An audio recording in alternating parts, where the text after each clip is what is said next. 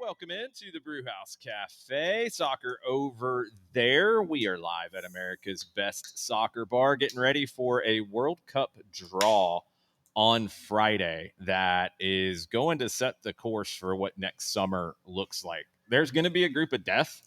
There's going to be a really easy group. There's going to be shenanigans. I know there's already some World Cup draw simulators that have gotten things incorrect. So hopefully FIFA doesn't have that happen. We did learn today that we'll have the schedule the next day at noon. So all kinds of stuff. It's a really busy week, along with just the usual soccer stuff to get into. We got picks of the week as well. Thanks for hanging out with us on a Monday night. That's Jon Nelson. I'm Jason Longshore. We could start anywhere, John. I mean, there were a bunch of games over the weekend. We have an MLS Cup final. We have playoffs in Argentina. We have playoffs in Mexico. We had a grand finale in Venezuela. We have a champion in Norway for the first time since 1991. We have the usual shenanigans in the Premier League and Serie A and La Liga, and not in the Bundesliga because they don't have shenanigans. It's just the same team that wins all the time. We have shenanigans in Ligue 1. We have a different team up at the top right now.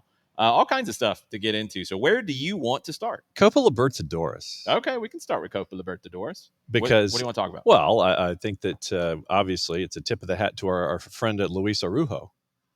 Luis Araujo. Araujo. Okay. Let me go through this again, John. So at one time in Major League Soccer, there were 3 players with the same last name, spelling-wise, and they were all pronounced differently. Yes. We had Luis Araujo, who was Brazilian. The Galaxy had a player of Mexican heritage, Araujo. Yes. And Orlando had a Uruguayan midfielder, Araujo. And that's a lot of stuff. Yes, but they're different from different places. They so are differently. and exactly right. No, that is absolutely right. But you had when we had our friend Nino Torres on the show on Thursday, and he was actually it's Friday when he was breaking stuff down about how it was going to be in Lima, Peru, and how crazy it was going to be, and game how got delayed because of traffic. Yes, and he had even referenced that on Friday that it was going to be just absolutely crazy. Asking him if he was going to go to the match, he's like, no, and he specifically mentioned because of the traffic. And he is literally he lives 4 miles from the stadium in Lima, Peru, and he's like, nope, not going. Traffic is already crazy. I have no interest in going. I'm going to stay home and I'm going to watch it at home, because he was also calling matches on Gold TV. He was calling Benfica, I believe, on from Portugal. I caught Nino on the Uruguayan final second leg yesterday with Nacional winning in extra time. And so he was just like, yeah, last time we had a final this size, he went with his mom, and his mom basically just kind of stormed to the front, and she'd get on team buses and saying hi to everybody, as moms do. He wasn't hanging out with the Flamengo fans who tried to burn a Palmeiras jersey, was he? No. It didn't work out too well. If you haven't seen that video, dude set himself on fire, basically. He got put out. He just looked a little stunned afterwards, and his buddy's like, are you a moron? Like, why are you doing that? Flamengo wins the title. It wasn't a great game. Flamengo tried to play. Palmeiras doesn't believe in that, so they end up losing because of it. Flamengo wins the 4th Copa Libertadores, first Brazilian club to do that. The title stays in Brazil, which we knew that it would. And I mean, I'm not really surprised by Flamengo coming out of it. I will be intrigued to see if Felipe Luis starts to become a name on the managerial side that people talk about with a move to Europe and getting that opportunity. I think he's shown enough. Flamengo looked good in the Club World Cup this summer as well. But Flamengo winning didn't really surprise me. I think the bigger question coming out of CONMEBOL and where things stand is, can anybody compete with the Brazilian clubs? Because they haven't been since the Super Clásico Libertadores final that had to be moved to Europe for the second leg. And that doesn't feel like all that long ago, but it was. Like, that was 2018. Wow. That's the last time someone other than a Brazilian club has won this thing. It's kind of turning into the Bundesliga in that sense of, like, you at least know what country the winner is going to come from. And, you look at the mega clubs out of Argentina right now, and that's the next country that should be able to compete. And I mean, Boca's grinding out results and advancing to the semifinals in Argentina, and good on them for doing it. But they don't look like they're on the same level as Flamengo and Palmeiras. And River's talking about having to overhaul their squad and spend a ton of money. They're nowhere near that level right now. They need Boca to win the Argentine title for them to get into the Libertadores for next year, which is a really tough spot for a River fan to be in. There's nobody else who's at that level. I think Racing is really good, and they're going to be a fun team to watch as they continue to push and try to get to that next level. But they're not the same level financially. There's nobody else financially. It should be Boca and River, and they're not doing it. Liga de Quito made a run this past time, and they got to the semis and then blew a huge lead going into the second leg. So I don't know. It feels like it's Brazil's until something changes. And I don't know what that is outside of a money tree emerging in Buenos Aires or Bogota or Medellin or Quito or somewhere else, because all the money's in Brazil right now. Yeah, and that's the thing. And you mentioned Racing, and it has been fun since. And this is the Fanatis plug into the whole thing. fntz.co/soccer down here, where you can add to your true degenerative nature of all the leagues that you might be watching already, and then you get to add things like TSA. You get to add the Argentine League. You get to add Sporting Cristal. I mean, I'm literally watching Sporting Cristal to keep an eye on Luis Abram now. I'm watching Racing to keep an eye on Santi Sosa. And Racing is scoreless in the 39th minute right now in their playoff match hosting Tigre. Is Santi starting? Probably. Is he wearing the Batman mask? Santi is starting. I would assume he's wearing the Batman mask, and he's already got a yellow card. I mean, he's listed. He plays a lot taller than he is. He plays a lot more physical than he looks. He's a pretty big boy. He is not slight. He's definitely, and I think he's probably gotten a little thicker from when he was here. But he always had a pretty big frame. Like, he's not super tall, but he's 6 foot. He was never like tiny. Yeah. Well, and that was what. Yeah, I look at someone who's 6 foot, and I'm sitting there, and it's like, I looked at him there, and maybe it was just because of the jerseys and things, but he had that bit of sandpaper about him when he was here, and I don't think it was properly appreciated when he was here. And now you're seeing it personified multiple times over now that he's at Racing. And what was the stat that you came up with when it came to? Oh, it was just this. He won 11 of 13 aerial duels with a fractured face. And that's insane to me. Yeah, I mean, Santi's grown up a little bit. Like, he's probably not doing what he's doing right now if he doesn't have the experience here, where it wasn't all roses for him and it was difficult. He made the move to leave his boyhood club, River, and come to a completely different country. And he put in work. I think he ended up understanding English really well. He didn't ever feel like confident enough to speak it in a situation. But we did the interview with him at Elsewhere Brewing over in Grant Park, and he didn't need Justin to translate any of my questions. He knew what I was asking. Smart kid, just a good player. And he had really good moments here. I mean, his first 6 months when he played for Gabriel Heinze, he was one of the best central midfielders in the league. And I think he struggled with coming here and then a coaching change. And I think he eventually got one back over. And then he had some injury issues. He had that hernia. And he just never had the consistency, which happens, especially with young players when they go to another country. And he had the opportunity to go back to Argentina. He went to Racing and did well. And he wanted to get back to River, and they told him no. And he is right now an icon at Racing. But they're coming up to a tough decision because, again, talking financials, they don't have the kind of money to spend on him. I don't think he's going to go to Boca. If River didn't want him, I don't know if he's going to want to go back there. And he's talked about wanting to go to Europe. Yeah. But what does that look like for him? What does a move like that look like? What kind of level of club? He's in that in between, which is really tricky. I mean, it's almost like I wish he hadn't come here the first time around, and then he comes here now. This is one where you wonder if somebody, it's a position in terms of being in the midfield that I don't think is a priority for this club right now, Atlanta United.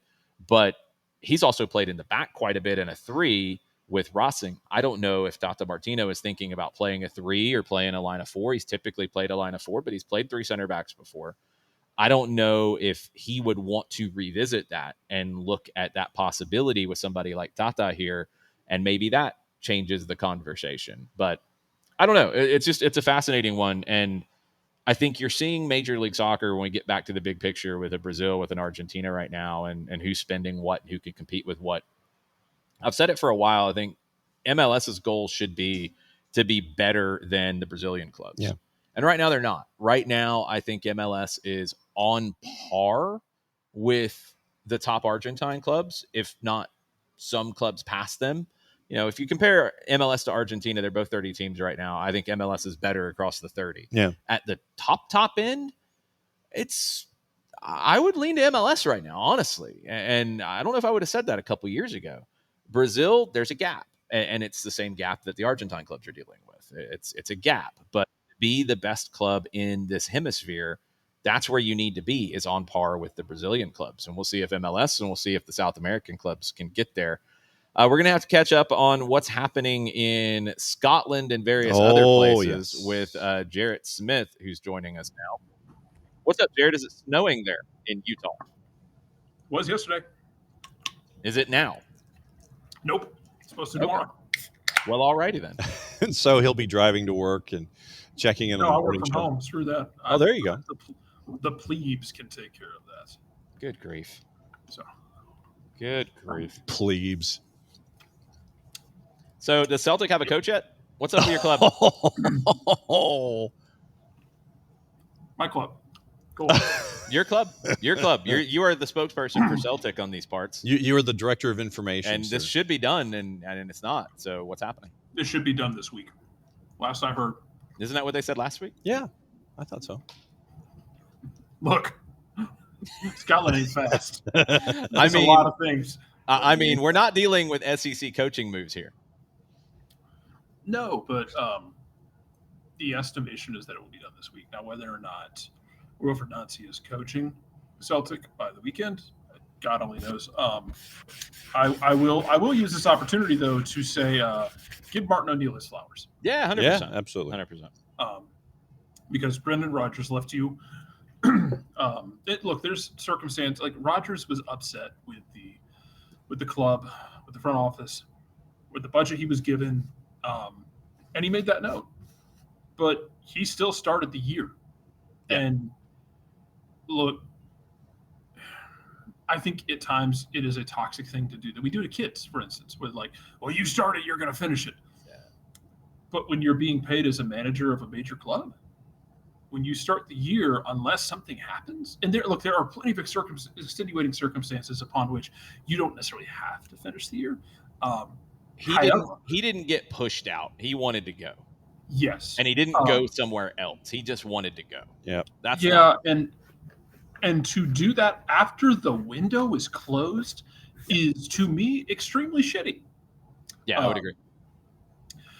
But Martin O'Neill, who managed Celtic in the early 2000s, I stole my daughter's pretzel. She has like the pretzel rods. I stole a couple of them on the way down. Fair enough. And a pina colada sour ale. Yeah, you like those weird ones. I love sour ale. That's not a sour fan at all. That's brave. Let's put it that way. But Martin O'Neill, who managed Celtic in the early 2000s, came back in on an interim basis, made it very clear from the jump that it was going to be interim, stabilized them. They go and get a win last week. I didn't take them for picks of the week, but they go to Feyenoord and get a win on the road, a 3-1 win in Europa League action. Who are you and what have you done with Celtic in international competition? It's a bit more pragmatic of a style, less demanding of possession than what Brendan Rodgers was. I would say, Jason, kind of like the shift from Pineda to Rob Valentino. Yeah. Like you're shifting from a guy who wanted the ball and wanted the ball to move in the offensive half. It wasn't executing the way the manager, his game model represents. The interim comes in, and you made changes based on what you needed to do. Yeah, I think in this case too, like Martin's not auditioning for the job. He's not in like a postseason situation. So you're not gonna make like a dramatic change because you're not gonna be there to see it out. Right. But you're also gonna keep it simple because he's not Brendan Rodgers, so he's not gonna say like don't do those things. He's just gonna simplify it, and if that means leaning into a little less possession, a little simpler play, that's the smart thing to do because he's not putting a stamp on anything. Yeah, and he came in, he said he was interim, he got him stabilized. They've been winning. Yeah, did the job. And he has said all the right things about the guy coming in for the full-time job. When you talk about a steward of the club, that's what he is. Yeah. And that, I think that is something that every club aspires to have, is somebody who, hey, times are tricky and we just need you to be the guy. Alex, you shut your mouth. I'm with you, Alex. I'm with you, Alex. But I am not in a position to comment. That's fine. But it sounds like he is fully on board with what's going to happen. I think they're putting a couple of guys onto his staff who are Celtic familiar, which I'm fine with. He's bringing most of his staff. I don't think it's a bad thing to have one or two guys who have been in Scotland before, just because it's a new league, it's a new country for him. Jason, you can attest to this because of your raw hatred of it, but which part? Scotland is weird. The Scottish League is weird. Not even just the split. Yeah, idiotic. The entire dynamic and breakdown of the league is a very weird thing. Having one or two guys on there who can kind of tell you we got this coming up. Okay, here's what this is. It's not a bad thing to have. They can speak Scotland. They can speak league. Yes. Yeah, it's nice to have those guys. You're not looking to them to change your whole game model, but it sounds like Wilfred Nancy is right on the horizon. Wilfred Nancy doesn't have a dog that we're wondering who actually owns it. Yeah, and the really? dog doesn't have a Twitter account. We're not dealing with any of those shits, are we? Oh. No, and that feeds into this whole thing of like, because someone said the other day that like, and I hate this because when Europeans do this, we turn our nose up to it. So I turn my nose up to it when Americans do this. Like when they do like the American mind can't comprehend this part of European football. I hate any uppity nonsense either way. But as someone mentioned, like I don't know if the European mind can comprehend it's the unique unhingedness about SEC football, because Europe is unhinged. The SEC just has its own.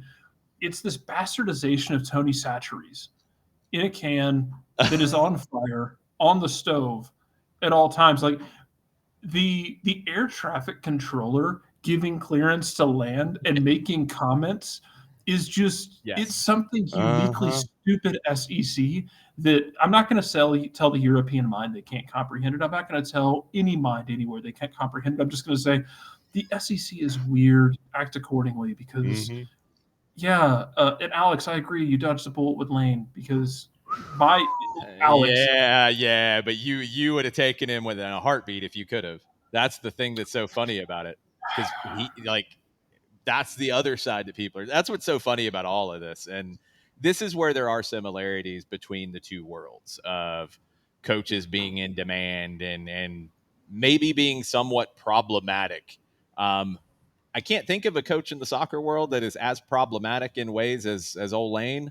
Because there's a lot of problems there. Piojo?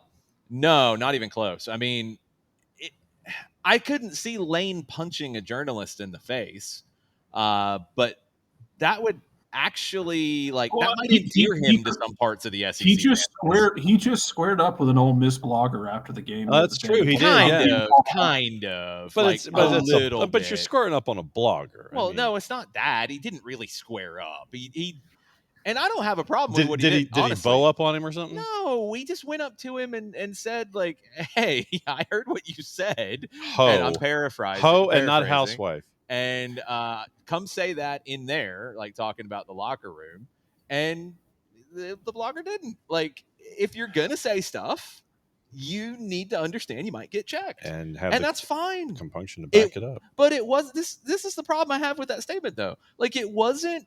He didn't punch the guy. No. He didn't shove the guy. He didn't cuss the guy out. He was angry, and it showed. And that's all it was. That's fine. That's the least of all of these issues. That's what's so funny about it. Like, that I forgot about until you brought it up. All the other stuff is what's so crazy. Yeah, my main issue here is if Conte's not quite in that category, Dan, but he's in the. I mean, there's a couple guys in the ballpark. He's in the building. Like, yeah, there's a few in the building. He's not on the field, but he's in the building. We're not. I don't want to get into the other side of the problematic stuff with Lane Kiffin that is not corroborated, because there's a whole lot of that. Yes, which is what takes it into a whole different category. That's out there. But just the stuff of he decided to leave when he did. The money's not the issue, because he's getting paid about the same, and he would have got paid the same. It's a stature thing. He's leaving when he did, and then when he didn't get what he wanted, he was. It sounds like, although this isn't fully corroborated, it sounds like he was willing to blow up every bridge to get out of there and to hurt the team. But then his actions afterwards don't make sense, and none of it makes sense. It's all chaotic. But he could have went to Florida. He could have went to Auburn at one point, and they would have gladly taken him. He was set to go to Auburn. Get it done. Yeah, well, that might have been for the best. Florida couldn't get over the line with everything, and it's all a mess. But I can't think of a guy like this in the soccer world. There's probably one in South America. I'm sure there's been one in Liga MX. But nobody matches this. That's what's so amazing about it. I mean, Marcelo Bielsa set outside of the grenade. Yeah. I mean, yes. He's not as combative in that way. He's not as, like, passive aggressive in it. Like, that's the difference for me with Kiffin, is like Bielsa would walk out with a grenade, and I believe he might actually pull the pin. Correct. Becca Sese, I would believe that he would fight you. Piojo, yeah, he punched somebody. I wasn't shocked. Like, honestly, if you told me Lane Kiffin punched that blogger in the face, I would have been shocked. Yes, because he's not that. It's a lot of talk and smoke and mirrors and weirdness and chaos and fake dogs with Twitter accounts and all kinds. It's a real dog, but it's not his dog. But it might be his dog. But his dog it didn't live with him. What is happening? Yeah, it's like there's a lot of victim going on with Lane and all of his to a point. But then he blows things up. Who it is? I can give you who it is. It's Ange. It's Ange. You might be right. We might have solved it. Ange will cut a promo until the day is done. Yeah, but it's a promo. He will cut a promo. He will trash talk a blogger. He will belittle you for your question. He's not going to square up on you, but he played for the Mad Hungarian. It's where he learned a lot. He hasn't squared up on anybody yet, is maybe the best way to put it. But he'll trash talk, and he'll cut a promo, and he'll cut a clip, and he'll belittle you, and he'll come tell you to your face that he thinks you're so full of. That's why your eyes are brown. Yes. But to your point, he hasn't done anything about it. He'll play the game, which is Lane does that really well. He also offensively minded coach. Yeah, there you go. Ange and Lane Kiffin, we figured it out. Lane Kiffin is just American Ange. Wow, we need those two. American Ange. I need an interview with those two together. That would be amazing. That would be amazing. Actually, probably would be a really good conversation. Yeah. To answer your question, according to the Glasgow Times, so Martin O'Neill said it looks like he thought he was going to be his farewell last week. He's coaching against Dundee this week. Seems the hindrance is due to a visa issue.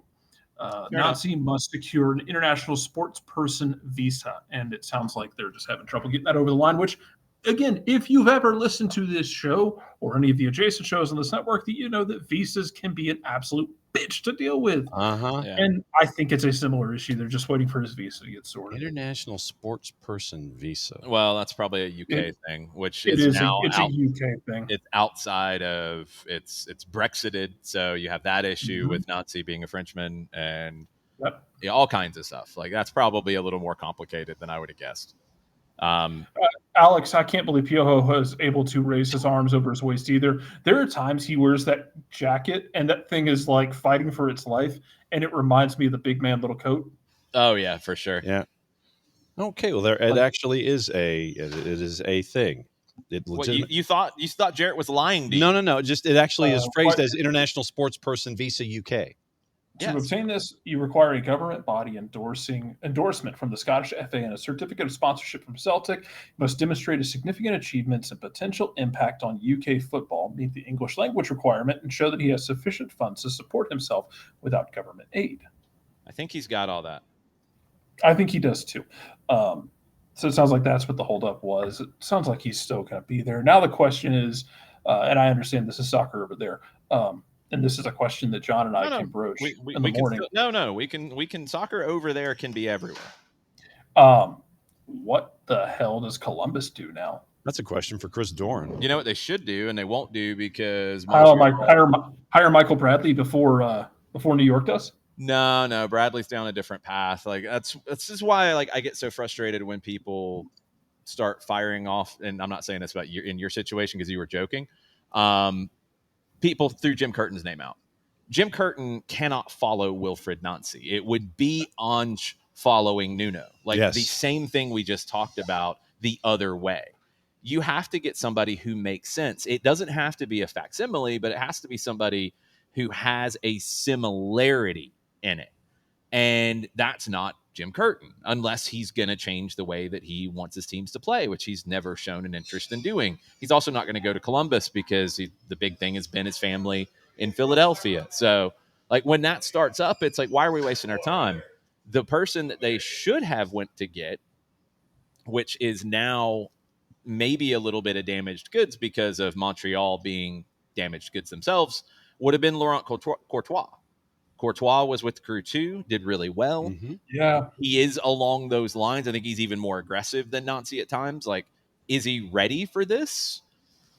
Maybe. I really like him as a coach, but I think you have to look at him a little bit as damaged at this point, which is a shame because he would be the one if they wanted to take a chance. Bradley, with what he's done following a Red Bull manager into Red Bull, I think works. It makes sense. He subscribes to the theories of Red Bull soccer. It makes sense. I want to see what Columbus does because Nancy has created one of the best blueprints in league history. And you need to continue that even if you add on to it. On top of that, I believe Tim Bezpachenko left a blueprint in place. Columbus is in a hardcore transition phase, man. I mean, you had one of the best executives in the league. You got two guys who are older in Camacho and Morera as well. Nagby's retired, so your squad is changing over as well. You're in that Seattle-esque era where you're gonna and I'm not saying you have to blow it up and tank or anything like. Obviously, you don't have to tank. It's MLS. But no, of course not. But you're in that area where I think Seattle was a year or two ago, where you're older, you need to start flipping different parts of this roster to be competitive now and then competitive down the road. So how do you do that? And it doesn't have to be one window of just chaotic magic. You can do it slowly through your academy, which is productive. You're in a pretty good spot with, I don't know what your defensive look is right now coming up, but you've got Taha Habrun who can come in, and he's not Darlington Nagby, but you have a promising young central midfielder who can come into that spot, and he's going to add some different elements, and he's not going to do some same things. So you can deal with that. You're going to need, because Camacho was the key one for me with that team at all times. And when they didn't have Camacho, they didn't look as good. When they brought him in, that's when it all came together for Nancy. That's going to be the tough spot. But again, if you bring in somebody who maybe isn't as wildly aggressive with the way that they play the three in the back, okay, maybe it's a little more ordinary. You can find different ways to tweak it and find the right fits for things. But yeah, that's a really interesting job that is going to be open right now. St. Louis and what they do in the long run. Do they change away from what they've done already? I said from the very beginning that playing the style of soccer that they signed up for was absolutely the wrong decision in that town. St. Louis is a American soccer city that has a lot of history, a lot of culture, and generally a lot of ball players, not a lot of press, kick, run guys. They need to play, and they need to change over the way that they're structured. And I think you can do that easily with your academy. That's not an issue. But you need to change over the way that team plays, and they need to be something different. They've cleaned house, so we'll see what they end up doing. But I think it's a time for an identity change for St. Louis. Those are two big jobs that are out there that are interesting. Bezbachenko, for the record, is now the president at Black Knight Football, so he oversees Bournemouth and Moreirense for Bill Foley. Yep.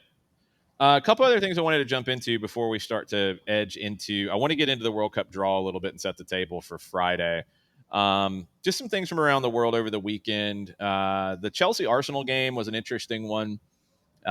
Started really good game, and then got super physical. I think there was a lot of yelling about the referee, and there was nothing the referee could do. The game got physical. He had to start calling it tighter and deal with it.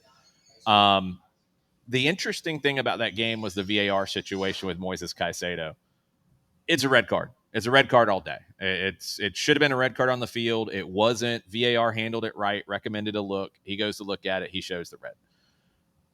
I think in general, everybody got it. There's always the colorblind people at times who won't accept that their player did something. And I love Moises Caicedo. We've talked about Moises Caicedo for a long, long time on these shows. But it's just a reckless tackle. He went in studs up on the guy's ankle. It's a red. It has to be a red. It needs to be a red. It was a red. Full credit to Chelsea for going a man down and going ahead. Full credit to Arsenal for dealing with that and getting something out of it. I still subscribe to my theory that at this point on December 1st, Arsenal is the best team in the world right now. I don't know if they will be at the end of the season, but they are right now. They've shown it pretty consistently with Champions League. They're 5 points clear in the Premier League. They are the best team in the world at the moment. We'll see if they can continue to be that. And I will say to the Arsenal fans in my life, because even the ones that aren't on the show that I've texted with all the time, because what a good friend of mine just won, enjoy it. Yeah. Please. Mm-hmm. I understand that Arsenal has repeatedly throughout history kind of kicked you between the legs a bit. Like the club has in their performances. I understand that it's fallen flat at times. You left trophies on the table. You've had a heartbreak. It sucks. I get it. The Falcons fan, you think I don't know what this feels like? Screw you. When you have good times, enjoy them. Cherish them. Celebrate them. Because if you spend the whole time waiting for it to turn sour, you're going to go back and think about those good times that you left on the table that you didn't enjoy because you're too worried about things getting bad. Yep. So enjoy those good times. And it will look, when they turn bad, they turn bad. Good times don't last forever, neither do bad times. Enjoy this moment because, my God, it's fun to watch. And it has to be very liberating for that entire backroom staff to have been given the time to put their stamp on things and put their model in place and now generate what is arguably the best team in the world. And then they bring in Gabriel Heinze, and he might win a Premier League on the bench. Alex, we are going to fight next time I see you after I give you a 5-minute hug because I do miss you. He'll kick you in the shins first. I do miss seeing you. I miss seeing you all. When I was in town, I'd hoped to drop in on Station Soccer, but I wasn't able to. So cherish all of those good times because they don't last forever. You will regret not cherishing them when you're being a negative Nancy and just being a general pill to be around. I say this as being associated with Arsenal fans. Liverpool finally got a win. Alexander Isak finally got a goal. That's good for them because they looked terrible in the midweek in Champions League. City looked really bad, and then they had a lead. Then they looked really bad. Then they came back and won, and now Leeds might be in the managerial carousel and might need to compete with the University of Kentucky for their next hire. Oh, boy. Well, I saw both Brendan Rodgers and Ange Postecoglou's names tied to that opening, and both of which like, can I get like, you know, those giant flags that the male cheerleaders drag across the goal line Yep. after a touchdown? I want one of those. I want to paint it red and fly it across the stadium with either one of those names, because Leeds, you don't need to hire either one of them. Go get somebody who fits what you already do. And also, Ange, for the God's sakes, Ange, just go somewhere other than England. I know you want to make it work, but go rebuild your image somewhere else. Leeds has settled into being a yo-yo, which is disappointing. And I don't think that's what the 49ers want with their ownership. They almost need to go down to rebuild, because they had an identity with Bielsa that was pretty strong, and then they went different directions, and they've tried and they've dabbled and they've went. I don't know. I don't really know who they want to be at the moment, and they need to figure that out. And going down would be the opportunity to do it. For me, I don't feel like Anger or Rodgers are guys who go in to fix a relegation scrap. They're guys who are builders. I'd rather have them take a team that's 12th and try to get them to 6th or higher than to take a team that's fighting for every point, because that's not the kind of soccer they want to play. We'll see. Well, and to your point, I would be very careful about how I did that, not to be critical of Ange or Yeah. You get. I'll be critical. I'll be critical of Brendan Rodgers twice on Sunday, because twice now he has abandoned my club. I don't like that he did it this time, not for anything. That's my frustration with this. Yeah. Like, it's one thing if you do it to take another job. If you're just doing it because you're not happy and you do it when he did, that's not acceptable. Leicester was willing to wait for him last time. I know. And he dipped out early because he just decided to quit. I know. He's a quitter, John. He's a quitter, like a certain other coach. Yeah, I don't want to hear about that. I know. But if to your point about being antsy, this is the tricky part, because if I bring in Ange and I'm a 12th place team, I'm bringing him in, and this is so much easier said than done. I fully acknowledge that. I'm bringing him in with the idea of, we're in 12th place. I'm bringing you in, understanding that there's a non-zero chance we get relegated. And yeah, if we're in while 12, you I honestly feel like install, that's the spot, because you sit there and you're like, yeah, we could slip a little bit, but we've got enough of a cushion for him to build. Yes, we're going to build. If we get into a relegation scrap, we're going to be able to stick it out with you, mostly because the money is good enough. And we believe in you enough to, if we slip, that you will be putting in a system in place that will get us right back up there and competing within year 3. Yeah. We'll see. Leeds will be one to watch. I think City is just not quite whole enough to battle Arsenal and pass them. Yeah, I don't think Liverpool especially can when you pass don't have them. a healthy Rodri to help out there. Yeah, Chelsea's the one who potentially could. I've really become impressed with Enzo Maresca, and I wasn't all that thrilled about him even the beginning of Club World Cup, but he's really grown as a manager. I think this was a huge point for him, and I think they're a team to watch that can push, but I don't know if they're quite ready for it. I think they're maybe a year away. So we'll see. Serie A right now is the best league in the world in terms of competitiveness. You've got Napoli, you've got Milan, top of the table. You've got Inter right there. You've got Roma right there.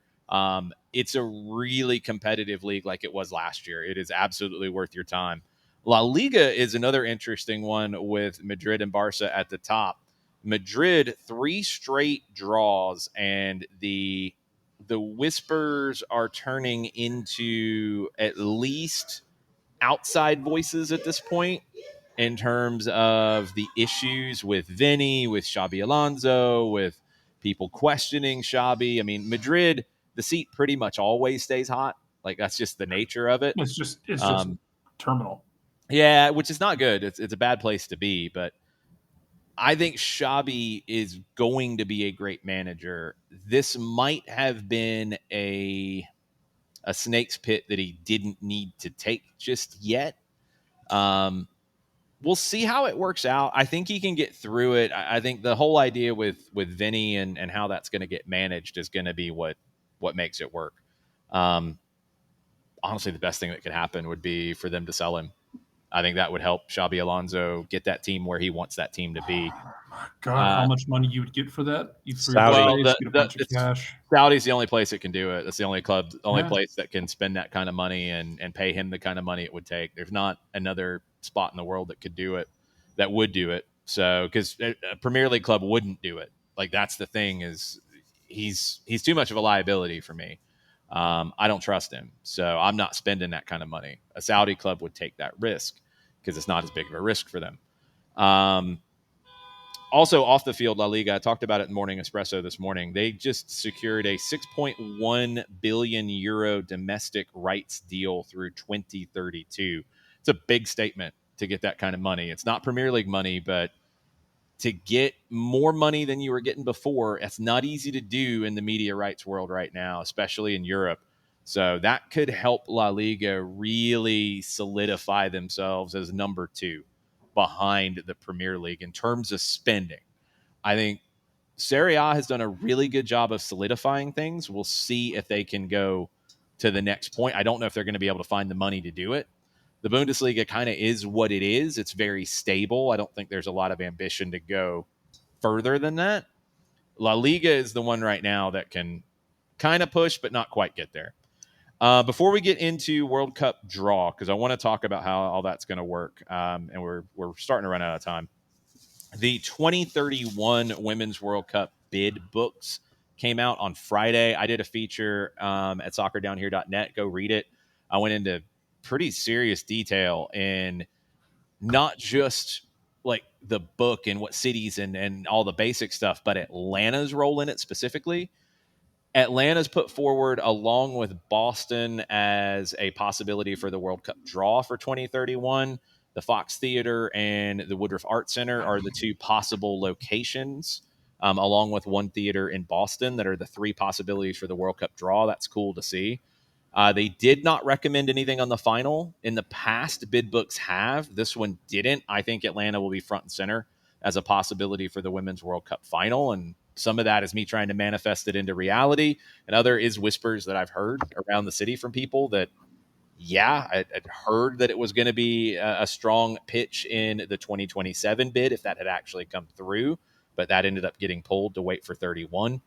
Go check that out. There's a lot in that bid book that is interesting beyond just cities and stadiums. It's definitely worth some time digging into. And then you add on top of that the news that The Athletic dropped this morning that the U.S. could host Copa America again. I'll take another beer. I'll just say it. Yeah, go ahead. I'm good. Thank you. I'll drink his beer if you bring one. Absolutely. Come on. That's what's going to happen. Uh-huh. I'm having our Around the Corner lager, actually. Not a Miller High Life, but it's in a Miller High Life glass. I'll hide that. Around the Corner lager, not a sour. We will not hide that when Miller wants to give us money. Then we'll put that front and center. Yeah, probably not going to happen, but there could be another one that does. So stay tuned. Maybe we'll see what happens. Anything can happen. Things happen. But no, the news out of The Athletic this morning that the U.S. could host Copa America again in 2028. So you could be looking at a run of World Cup, Copa America, World Cup, Copa America in the same summer as the Olympics are here. Then 3 years later, the Women's World Cup. So yes, things could get crazy. But before they get crazy, we are going to find out on Friday what the groups are going to be for the World Cup. A couple of things to keep in mind when you start thinking about, well, what could be the group of death? What could be good? What could be bad? Just a couple of basic rules. And these aren't too difficult to understand. I think even John can understand them, possibly. Whoa. Maybe. You'll probably need like a giant legal pad or 2 or 3 to break all this out. Whiteboard? Whiteboards are too difficult for him. Because then I would put my hand on the whiteboard when I'm trying to draw on it, and I would smudge things. He'd have problems with Yes, I would. I have the coaching board. We could. It's not going to help us. Okay. You have to have a European team in every group. Mm-hmm. That's one. There's going to be a UEFA team in every group. There can be 2 teams from Europe in a group, but that's it. Not every group will have 2 European teams, but every group has to have 1. And then for every other confederation, you can't have more than 2 teams from that confederation. Simple. It's not too difficult. The element where it gets a little tricky is when you go through and you pull pot 1 and you pull pot 2 and you pull pot 3. And then you get into pot 4. And that's where you have 4 UEFA teams that will have to go into groups that only have one UEFA team already or have somehow managed to not have one. Then they get forced into that. And then you have the 2 intercontinental or interconfederational path winners that could come from multiple places. And that gets complicated. And I just worry that you might have shenanigans happen at that point and have a situation, because you're going to have to look at it. Can you pull up? Never mind, I can do it. It'll take you 5 days. Why? I got it. I have the Interconfederation playoff winner layout. Oh, you actually did. I'm yeah, impressed. Right here. Well, I got it too. The path 1, you have a Oceania team. So that group can't go where New Zealand is, but is New Zealand in pot 4? Yes. So that doesn't matter anyway. Jamaica. So the U.S. can't get one of the interconfederation spots. Okay.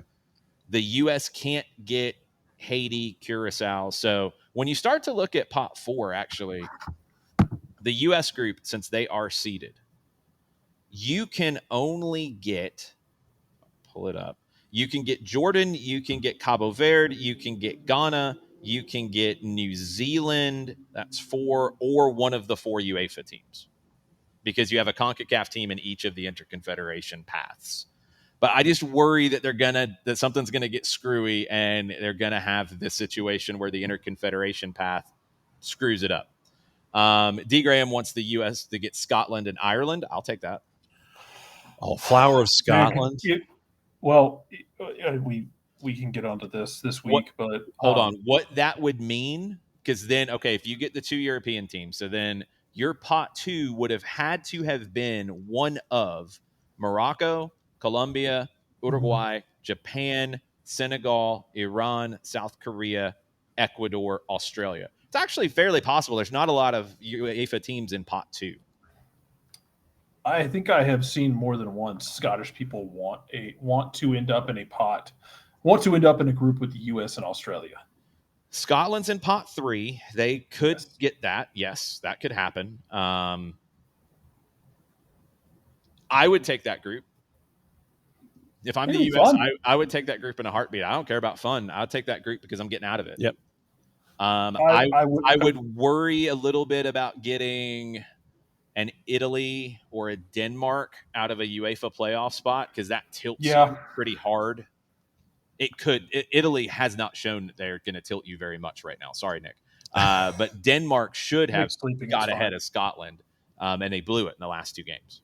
So you want to avoid that. I think whoever gets the UEFA playoff winner could definitely tilt a group towards a group of death. For me, when I look at it, in pot 2, so the U.S. will be in pot 1. We know they'll be in group D because of the way things are already structured. You look at pot 2, I would want no part of Morocco. I would not want to see Colombia. I would not want to see Japan or South Korea, even though you just beat Japan. It wasn't at their strongest. But seriously, look, if that's what you're worried about, that's pot 2. That's not so scary. Pot 3, Norway is the one that will tilt a group. Norway is not a team I would want to see. Whoever gets them out of pot 3 is going to ruin your day. There are some teams here coming in really bad form, had bad 2025s. Qatar was very bad this season, this year. Ghana was. I know you say, Jordan, you say Denmark will be difficult. I think they will be. They should be, but they're not Denmark, frightening. They also just laid 2 eggs when they literally could not afford to. They're in this, and they should have pressed Scotland and punished them more than they did. And They should be better, but what they should be and what they have been right now are two separate things that are separated by the length of my arms, which is significant because I'm a giant. But if they get it together, which they have time to, if they get it together, they're fine. The worst group the U.S. could get would be Morocco, Norway, and one of the UEFA paths that would include Italy or Denmark. That would be the worst group you could get. I know Croatia's higher ranked than Morocco. Morocco would worry me more. And I think your group gets more difficult if it's U.S., Croatia, Norway, and then one of Jordan, Cabo Verde, Ghana, New Zealand. Your fourth team is I think if it's U.S., Morocco, Norway, and Denmark or Italy, you don't like that group at all. I think we're contractually obligated to at least consider Ghana being a part of it, but they have fallen off some. They're not what they used to be at the moment. I would not want to see them. Honestly, I would not want to see Cabo Verde. They have been very good over the last year, and they've beaten a lot of heavyweights, and they're a well-organized team. They worry me more than Ghana right now. So we'll see. It's going to be a lot of fun. Like, you can basically look at, if you go to Wikipedia, for example, they're ordered by rank. So you don't want teams in the top of the pot. You want teams at the bottom of the pot.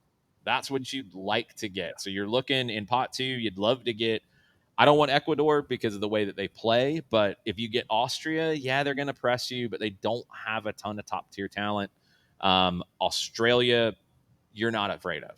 Saudi Arabia at the bottom of pot 3, South Africa, Qatar, Uzbekistan, you're not afraid of.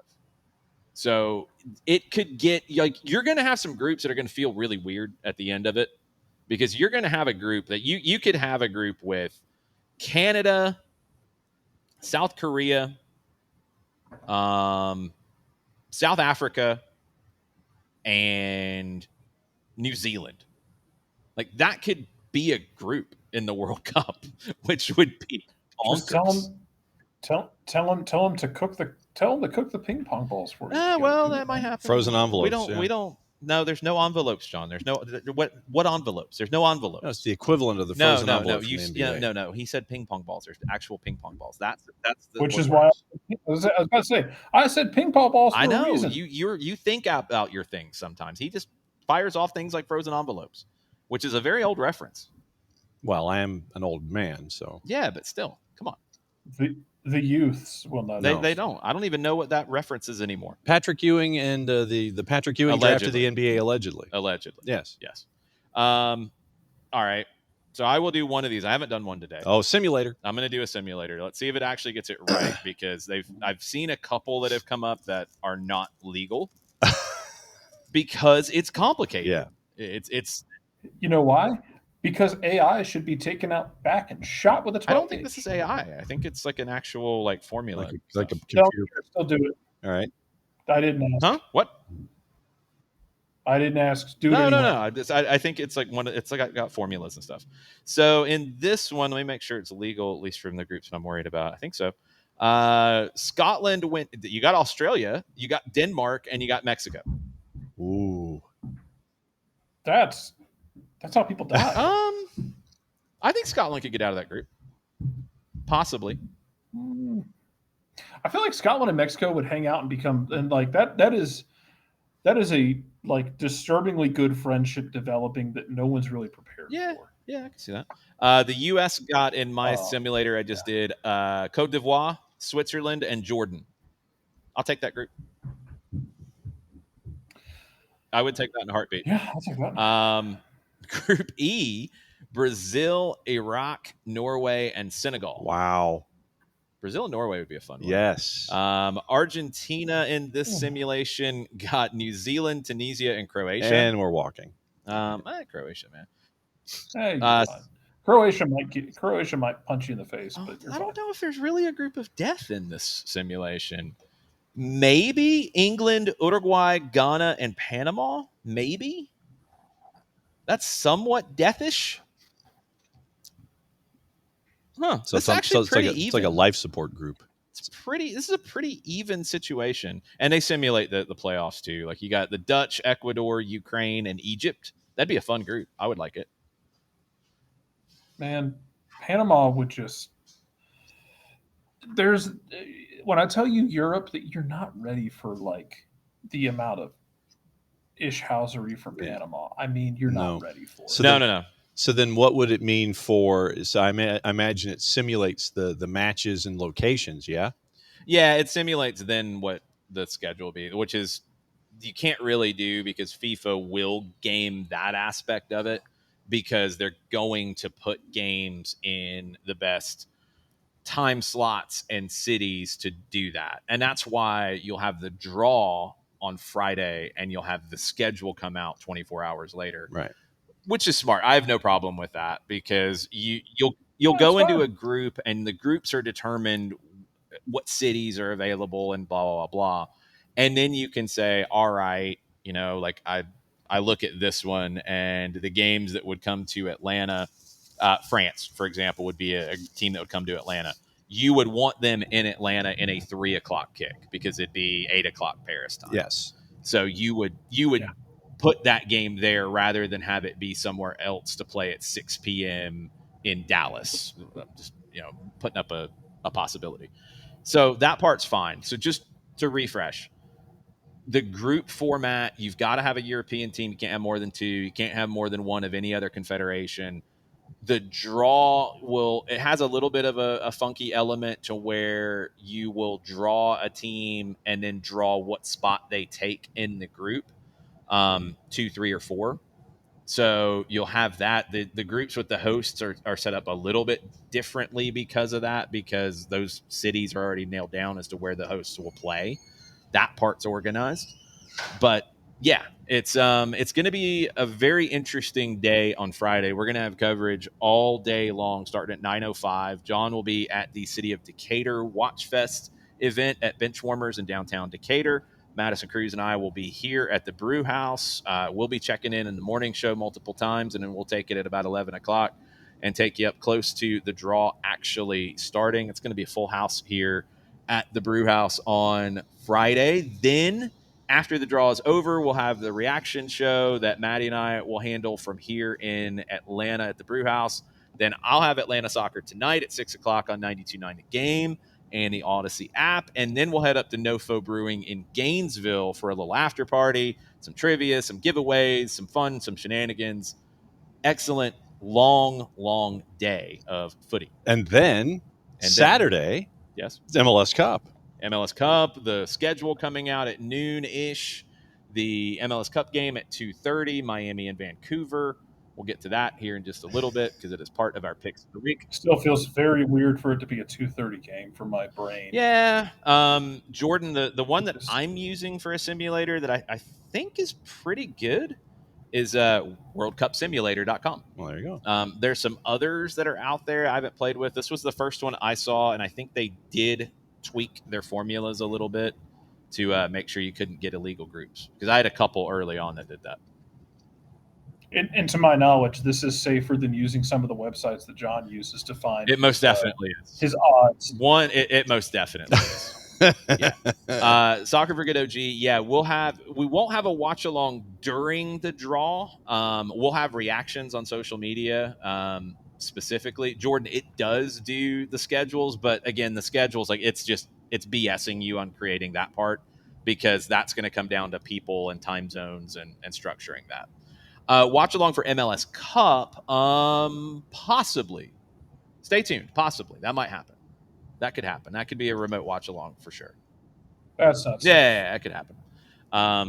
But no, the actual schedule, like, you won't have any clue of that once the groups are drawn. Just because we can guess. I mean, and we'll probably talk about it a little bit Friday afternoon. Of, all right, this is the group. Atlanta's in this group. Oh yeah, there's a top European team there. They're probably going to bring them here and play them at 3 o'clock. Yeah. There's a couple other cities that could be in that scenario. If you have an Asian team in the group, they'll probably be out west if you can help it. But if you get drawn into a group that doesn't have any Western options, then no, it's not going to happen. So, yeah. I mean, look, if you can, and look, some of this is also playing into stereotypes, to be blunt. If I can station Japan their games out west and station them in San Francisco, guess what I'm going to do? I'm going to station them in San Francisco and make their games out But west. if they get into a group that doesn't have that option, then yeah, there's nothing you can do. Yeah. But as much as I can do it, I'm going to do it. Also, a quick question before we get to picks of the week. What nation do you most want to see? I know it's Argentina. So aside from Argentina, what nation do you most want to see stationed in Atlanta and having their basically headquartered in the city? Cabo Verde. No offense, but no. Give me somebody new. You're not, John. I can guarantee you that if there is a possibility for a team to be based in Atlanta, it will not be Cabo Verde, because Atlanta United's training facility is going to attract one of the top teams in the world. Kennesaw, because of proximity, will probably get a next tier team. Then your other two options are Mercer University in Macon and the Baylor School in Chattanooga. That's where a Cabo Verde would go. They're not going to get Atlanta. I think you're going to get probably a top one. Cabo Verde would have a great time in Chattanooga. That'd be amazing. That'd be cool. New Zealand, Auckland was there for Club World Cup. You never know. That's possible. Out of the teams that I think, put the Scottish in Chattanooga. It could happen. Scotland's one. They're in pot 3, but they're going to have some budget to be able to spend and get a better spot. Now, I don't know if you're actually bidding to get these things locked down. I know people have visited Atlanta United, for example. I'm pretty sure people have visited Kennesaw. I know some folks visited Mercer during the soccer season when I was down there. So, I don't know if you're bidding. Again, if you get drawn into a group that's going to be out west, you're not going to take one of these spots. I think whoever bases, and remember, base camp is different from training. You're going to have teams that will base in Atlanta and hope to be here for a while, or base out of here and then fly to their game and fly back and train here and stay here. The Atlanta United one is going to be a Spain and Argentina, France and England, a Brazil, Portugal, a Dutch, a Belgium, a Germany, maybe a Croatia or a Morocco. Yeah, it's going to be a heavyweight. Yeah, I think you're talking about that. The bottom end of that could be a Kennesaw, plus a Colombia and Uruguay, a Switzerland, Japan, Senegal, Iran, South Korea, Ecuador, Austria, Australia, Norway, Egypt, Scotland. Probably those are the ones. The culture exchange between Atlanta and Scotland could feed families, guys. No, it'd be good. I mean, that's the other element to it. Because I think there's a very good chance, and this is just kind of judging from how the simulator is worked out, and it's not an exact science in any of that. You're probably going to get at least one team that plays 2 games here. I think you've got one group that plays multiple games, and you'll probably try to set it to where if that's a top team, they're going to be here twice. So you would have a top team based out of the Atlanta United facility, at least for the group stage.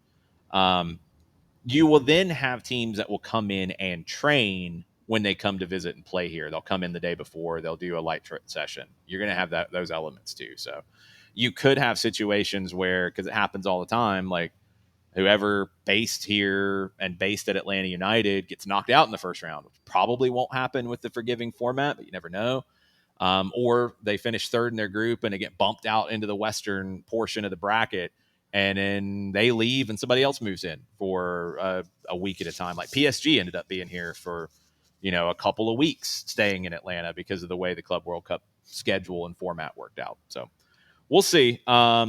Noon on Friday is when the actual draw will start. It will have stuff that will happen during it that you'll probably want to walk away from or turn down, or I don't know, play Apple Music loudly of other stuff. Do it. Avoid what you have to avoid because it will happen. There will probably be some bad musical performances. Hit the mute button. That's fine. And then when the actual draw happens, it's supposed to last 2 hours. The actual draw should probably be about 30 minutes of it. But yeah, there's going to be some absolute ridiculousness, and just smile and nod, and it'll be over soon. Yeah. Dancing, smiling, musical acts. I'm just waiting on Kid Rock to perform. That's the one that I'm waiting on. Just get past it, Yes. get it over with, guys, and you two can then start pre-gaming for both the MLS Cup final and the SEC Championship. All of it, all at once. So if you are here in the A, you are looking hard at who gets drawn into Group H. Okay. There will be 2 group stage games from Group H in Atlanta. There is one from Group A, there's one from Group K, and there's one more that I'm missing somewhere. Because we have 5 group stage games.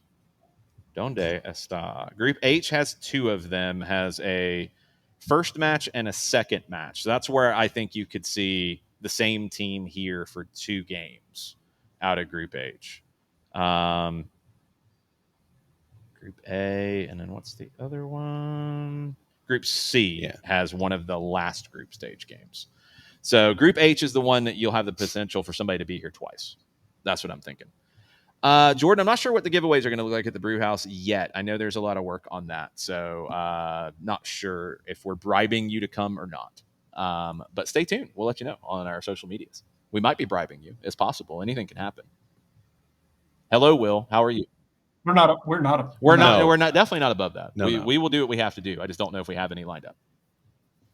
We'll see if our friends at Decatur have anything lined up as well at Benchwarmers in the morning. Yes. I think I've delayed this enough for whatever. Are you ready for picks of the week? It's 7:08 my time, 9:08 your time. So yeah, it just turned to 9:08. Yes, on my clock. So you are correct. Let's get into this. So let me pull up last week's shenanigans. You don't have to do that. I do a little bit. I will try to be nice because you were terrible. I mean, really bad. How bad was he? Just really bad. He was the only one in negative. Will, I'm about to put picks of the week in the Discord right now, actually. Yes. Get off my back. Yes. Will, you stop yelling at all of us. I mean, come on now. You stop yelling. Well, I'm the one who handles this on the Discord. I'm the one who manages the Discord, and Jason sent it earlier. I've just been busy with But work it today. had to get delivered to you, and there was a delay because the winner might not know what his name is. Yeah, We'll get to that in a second. Yes. So going into the week, there were 2 people that had won multiple times. Jarrett had 3 wins. I had 2. Maddie still has not won, and she did not win this week. But her total is very good, and she finished second this week. She just hasn't won a week. Sophia was off gallivanting in Morocco. So she did not finish last because Jarrett did, because he finished negative. So by not picking, so by choosing not to decide, she still has made a choice and still she got 0 for the week and didn't finish last. I don't think she made a choice. I think she literally did not pay any attention to it because she was in freaking Morocco. She did not care. She was living her best life. She was unbothered by all of it. Yeah, exactly. She doesn't care. She's in Morocco. Yes. All right. So didn't she watch the U17 final or U20 final? She watched a Morocco U17 game. Yes. You know what doesn't matter when you're in Morocco? Everything else. True. All right. Game 1 last week was Bodo Glimt hosting Juventus. That was all over the map. Man. Juve won, and Nick was the only one who got it right. And it was like a later than late goal too. Yeah, it pained him to pick it, but he picked it. Nick sold his soul for this win. That's basically the headline. Game 2, I do not remember who won it. It's kind of a split between the Iberia Dinamo Tbilisi match. Everybody kind of balanced back out a little bit after game 2. Game 3 is where the whole thing got decided because Nick, once again, was the only one. We don't care who won, John. Doesn't matter. We don't care about the Georgian Liga. Jarrett picked it last week. We don't care. Don't put it up. I will mute you and I will ban you. Nobody cares. I'm just curious. Nobody cared when it was put on the board, but Jarrett put it on the board because he won and he had that right. Yeah. So we're not talking about who won. The Georgian game? I only picked the Georgian game because Tbilisi is where Saba Lobjanidze got his start and came up through the academy, and I thought it was a cool connection. No, it's fine. It's completely fine. But we're not getting into the result of it because that didn't piss you. That didn't piss you off nearly as much as the next game. No, the next one is and it's what changed the whole week.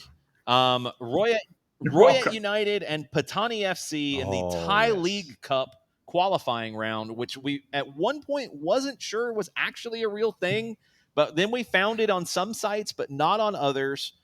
Everybody went for the White Squirrels or a draw except for Nick. He picked Patani FC with their little Lego tank on the logo, and they win. So that's what won it for him. He stayed ahead the whole rest of the way.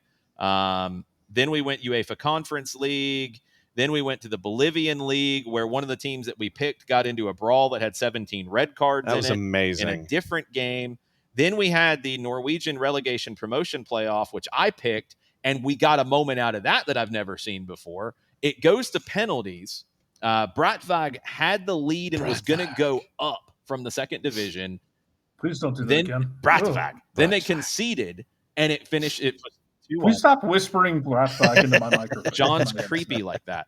Then it went to penalties because it was both 2-1s, even on aggregate. It goes to penalties. It goes to the fifth round of penalties. And the Moss FK kicker comes up to start the fifth round. And the Bratvag goalkeeper, who's Canadian, just comes running out and kicks the ball into Sweden.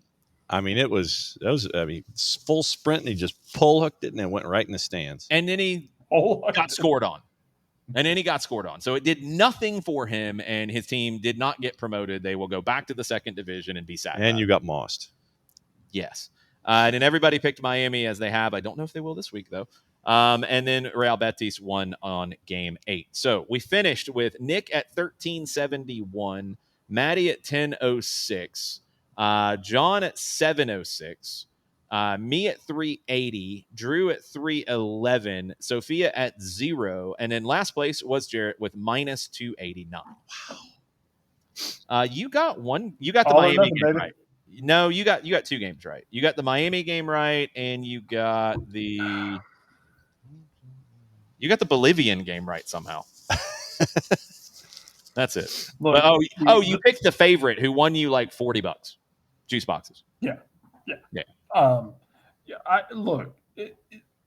here to win the degenerate games and nothing else, and to pick the degenerate games and nothing else. And I think it's an important service that we provide to the general public to make sure that we educate you about amazing teams and amazing crests that you otherwise wouldn't know about. No, it's fair. It's fair. You just had a bad week. You had a very bad week. Right? Yeah, it's okay. You are still first in the overall season total with 4,394 juice boxes and 3 wins. I'm winning the Supporter Shield right now. You're winning the Supporter Shield, and you're winning on wins. Nick is second on both. He has 3,707 juice boxes and 2 wins. I have 2 wins, but I'm nowhere near this on juice boxes. Third place is Madison, who has not won, but she has 2609 on juice boxes. Then Drew at 2216. Then Sophia at 1986. Then me at 1755. And then John at 1731 and last in the overall table. Bad. Not a shock. Bad. But you have 1 a week at least. So you have that. He just says bad and walks away. Bad. Basically. So nobody got the prop bet of the yellow cards in – what did we do? Yellow cards in Liga MX or something? We did yellow cards somewhere, and I think, Jarrett, you actually missed it by 1. You still would have finished negative. That's fine. Yeah, I think it was it was in the conference finals, I think, yellow cards. Oh, yeah, the 2 conference finals. That's what it was. Yeah. At this point, Nick doesn't know his own name. No. So there's that. No. So I will actually explain this. So no promo from Nick exactly. He I asked him for his games, and he sent me one that is being played next week. And then he sent me one that I thought was wrong, but he was actually right. And he sent me 2 others that are correct. I said, what schedule are you looking at? He said, I'm on 3 hours sleep, so I'm probably seeing the ingredients for the color purple. Then he hadn't sent me any games, and I said, you need some help? Let me know what you want. And he sent me a picture of a camera, and he said, at a shoot right now, so we'll leave to your discretion. So then I said, I got you. Answer me this. You want full Lane Kiffin sicko behavior, or do you want basic shenanigans? Oh, come on. All caps, 3 lines, full Lane Kiffin. Of course. So that's what he got. Of course he was. We're going to 2 countries we have never gone before. He also delivered this quote for all of you to hear. Nick said this is the best decision for himself and his family. A full press conference will follow. Yes. Yes. What about the dog? Yeah, I mean, does Nick have a dog? I don't think he has a dog. no, they do not. And he doesn't fake that he has a dog. And he doesn't like have a dog that somebody else actually keeps the dog. And has a social media account for. Yeah, and uses the social media account to talk trash. Lane Kiffin's last tweet as an employee of the University of Mississippi was from his fake dog's account. Mm-hmm. I think he owns the dog, but he doesn't care for the dog. No. It's very confusing. And left it behind in Mississippi. Well, the dog didn't live with him. So, of course, he left it. Maybe the dog was part of the job. The same way like Kirby Smart gets like an F-150. No, that's not the story that I've heard. I'm going to leave it there. Okay. Again, it's not a really bad story, but yes, I'm going to leave it there. Again, the SEC is not a real place. There is a debate on who is getting the dog, if anybody. It was not one of the co-ed's dogs, Alex. No, I don't want to lead you down that line, but no, I do not believe it was that. That is not what I have read. I'm pretty sure Alex can get down that line by himself without you. Yeah. Whose dog is Lane Kiffin's? Nobody really? exactly knows. Like he got it from a breeder. It's a Golden Shepherd, Golden Retriever, Golden Retriever. It's Golden Retriever. So he got it from a breeder, and I think he had it, and then maybe didn't have time or whatever, or whoever was going to take care of the dog didn't take care of the dog, and then it ended up staying with somebody else, but it still came out for photo ops and a Twitter account. Yeah. And I don't think it was neglect, Will. I think that's a little harsh. I'm going to leave it there. But I think there was use of the dog for PR purposes. It was a PR prop. Which is maybe worse. Yeah, I think so. So, yes. Yeah. Sorry. Yellow Lab. Yellow Lab. Okay. LSU head coach, everyone. God, Kennesaw is like my one bastion of sanity left. No, that's not saying much. And now Jerry Mack's probably going to go to Memphis. Has he actually changed his Twitter bio? Because he hadn't earlier today. Well, he posted a picture of a tiger, so I took that as no, but it still said like head coach Ole Miss football. Head coach Ole Miss. Well, he still hasn't changed it. Yep. They stripped him really fast of the check mark and the Ole Miss. They put his clothes on the street. Yes, that was fantastic. Yeah, I think they might have done that before they got rid of the Twitter thing. They took it from the dog as well. So, and yes, the dog reportedly had its own office, which could have been nefarious. But I digress. Let's get to picks of the week, which is always nefarious. Oh no! What? Oh no! What? Oh no! What? Oh, sorry, Young Wei-Koo kicking for the Giants these days. What happened? He went to kick a field goal, and his kicking foot hit the ground about a foot and a half before the ball. Chunk. So he chunked his club into the ground like the way I would, like from a foot before the ball. No bueno. Juice is essentially a high-energy hunting dog that needs constant attention. Lane doesn't have the time, so the breeder became Juice's handler and babysitter. Juice would spend several nights a week at Lane's or at the kennels. No idea if Juice is coming to LSU. Yeah. We're not even going to get into the yoga studios either. Let's move on to the picks of the week. Picks of the week. Lane Kiffin's going to have a segment at the end of the show. He's more entertaining than Nicholas Bentner these days. Was that the picks of the week? The horn? No, that's just part of the LSU fight song. Oh, fair. The one that they're not supposed to play, or the other one? No, that's Nick. Oh yeah. Yeah. See now. Yeah. See, if Jarrett started playing Nick, I would have been entertained. I don't want to get us kicked off the air. You've tried before. I failed. You did. Picks of the week. Let's start on Tuesday. Copa del Rey, round 2. One club that I did not know existed and another club that I'd heard of. It is Club Deportivo Guadalajara in Spain. Okay. At, I believe, it's AD Ceuta, which I did not know their story. I'd heard of them. Guadalajara, the way that Copa del Rey works, you have to remember this. The lower seeded team from a lower league hosts. Yes. They are drawn to host. So the host is the underdog here, plus 310. The draw is plus 220. AD Ceuta is minus 132. And I apologize to the Cabaya fans who are probably yelling at me for not pronouncing it correctly. The pro-rel American mind literally cannot comprehend. No, it just can't. Club Deportivo Guadalajara in Spain. They are known as the Morados for their purple kits. They were born in the 1920s. They trace their roots back to military influence in the early 20th century. They were founded in 1920 by young officers and workers at the city's aerostation service facilities. Guadalajara is a key Spanish military town. They rose to the Segunda División in 2011. That's probably their highest mark in their history. It was the first time they had ever gotten into the professional ranks. Then they got relegated. They stayed up 1 year in the second division. They were relegated due to alleged irregularities in a capital increase process. The drop back to the third tier set off years of instability, and who knows what level they're in right now. AD Ceuta. They're known as Cabaya. That's one of their nicknames. It's a local term for natives of Ceuta. They were formed in 2013 after the dissolution of a previous club, AD Ceuta, due to financial collapse. The current one basically inherited the history, the lineage going back to the 30s, whole bunch of different teams from Ceuta. They have become known for Copa del Rey upsets, even though they're the favorite here. They have beaten La Liga teams before. They got to the round of 16 in 2022-2023. They knocked out Elche, which is their greatest win ever. And they are one of only two Spanish clubs based on the African continent, along with UD Melilla. Their unique geographic position gives them a very distinct identity and rivalry culture. But yeah, they are on the actual African continent. So a really weird game. Yes, Guadalajara. Chivas is Nuevo Guadalajara. That is correct. So we have the Spanish Guadalajara, and they're not Chivas. They wear purple against a team from Africa that plays in Spain. John, what are you picking? Ceuta. You're picking Ceuta. Mm-hmm.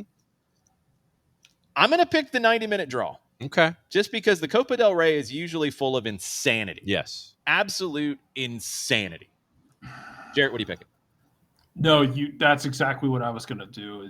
For the same reason, the Copa is so dumb. It is so enjoyable. I'm gonna take the draw, and I felt kind of dirty taking the draw, but this. No. To your point, Jason, like the Copa del Rey. No, John, I don't need your confirmation. No need. You're in last, John. Nobody needs your confirmation right now. But I've won this year. Jarrett's won 3 times. He doesn't need your confirmation. I've won twice. We're both ahead of you on all fronts. No, it feels kind of this like shocks you. How? No, you just don't need to give it. It feels kind of dirty taking the draw, but I'm going to take the draw just because this tournament's so stupid. It's chaos. I think it'll be a draw, and then it'll be even more chaotic in extra time. All right, Wednesday, we're going to Mexico. Monterrey and Toluca in the Liga MX Apertura Liguilla semifinal, first leg in Monterrey, and the odds are very even. Toluca is actually the favorite, plus 140 on the road. Monterrey's plus 155, draw plus 260.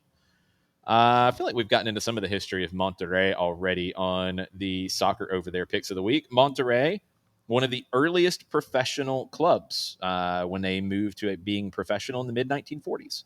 They were founded in 1945. Mexico started to have professional clubs in the 40s. Modern identity was shaped by a run from 2009 to 2013. They won 3 straight CONCACAF Champions League titles. They became a global powerhouse at that point. And one reason why is then they opened their new stadium, the Estadio BBVA, one of the most iconic venues in the Americas. It is known as the Steel Giant. It is a beautiful stadium. I highly recommend going when you get the chance. What? It's not wrong. Steel Giant. No, it's amazing. Yeah, it is. It's gigantic. Toluca also has an awesome stadium. You won't see it in this game. You'll see it in the second leg. Toluca is one of the winningest teams in Liga MX history, 10 league titles. That puts them in the elite pack with Club America, with Chivas, the Mexican Guadalajara, and Cruz Azul. They were dominant in the late 90s, early 2000s. Enrique Mesa and Ricardo Lavolpe were your managers there. Their greatest player in league history is Paraguayan, Jose Cardoso.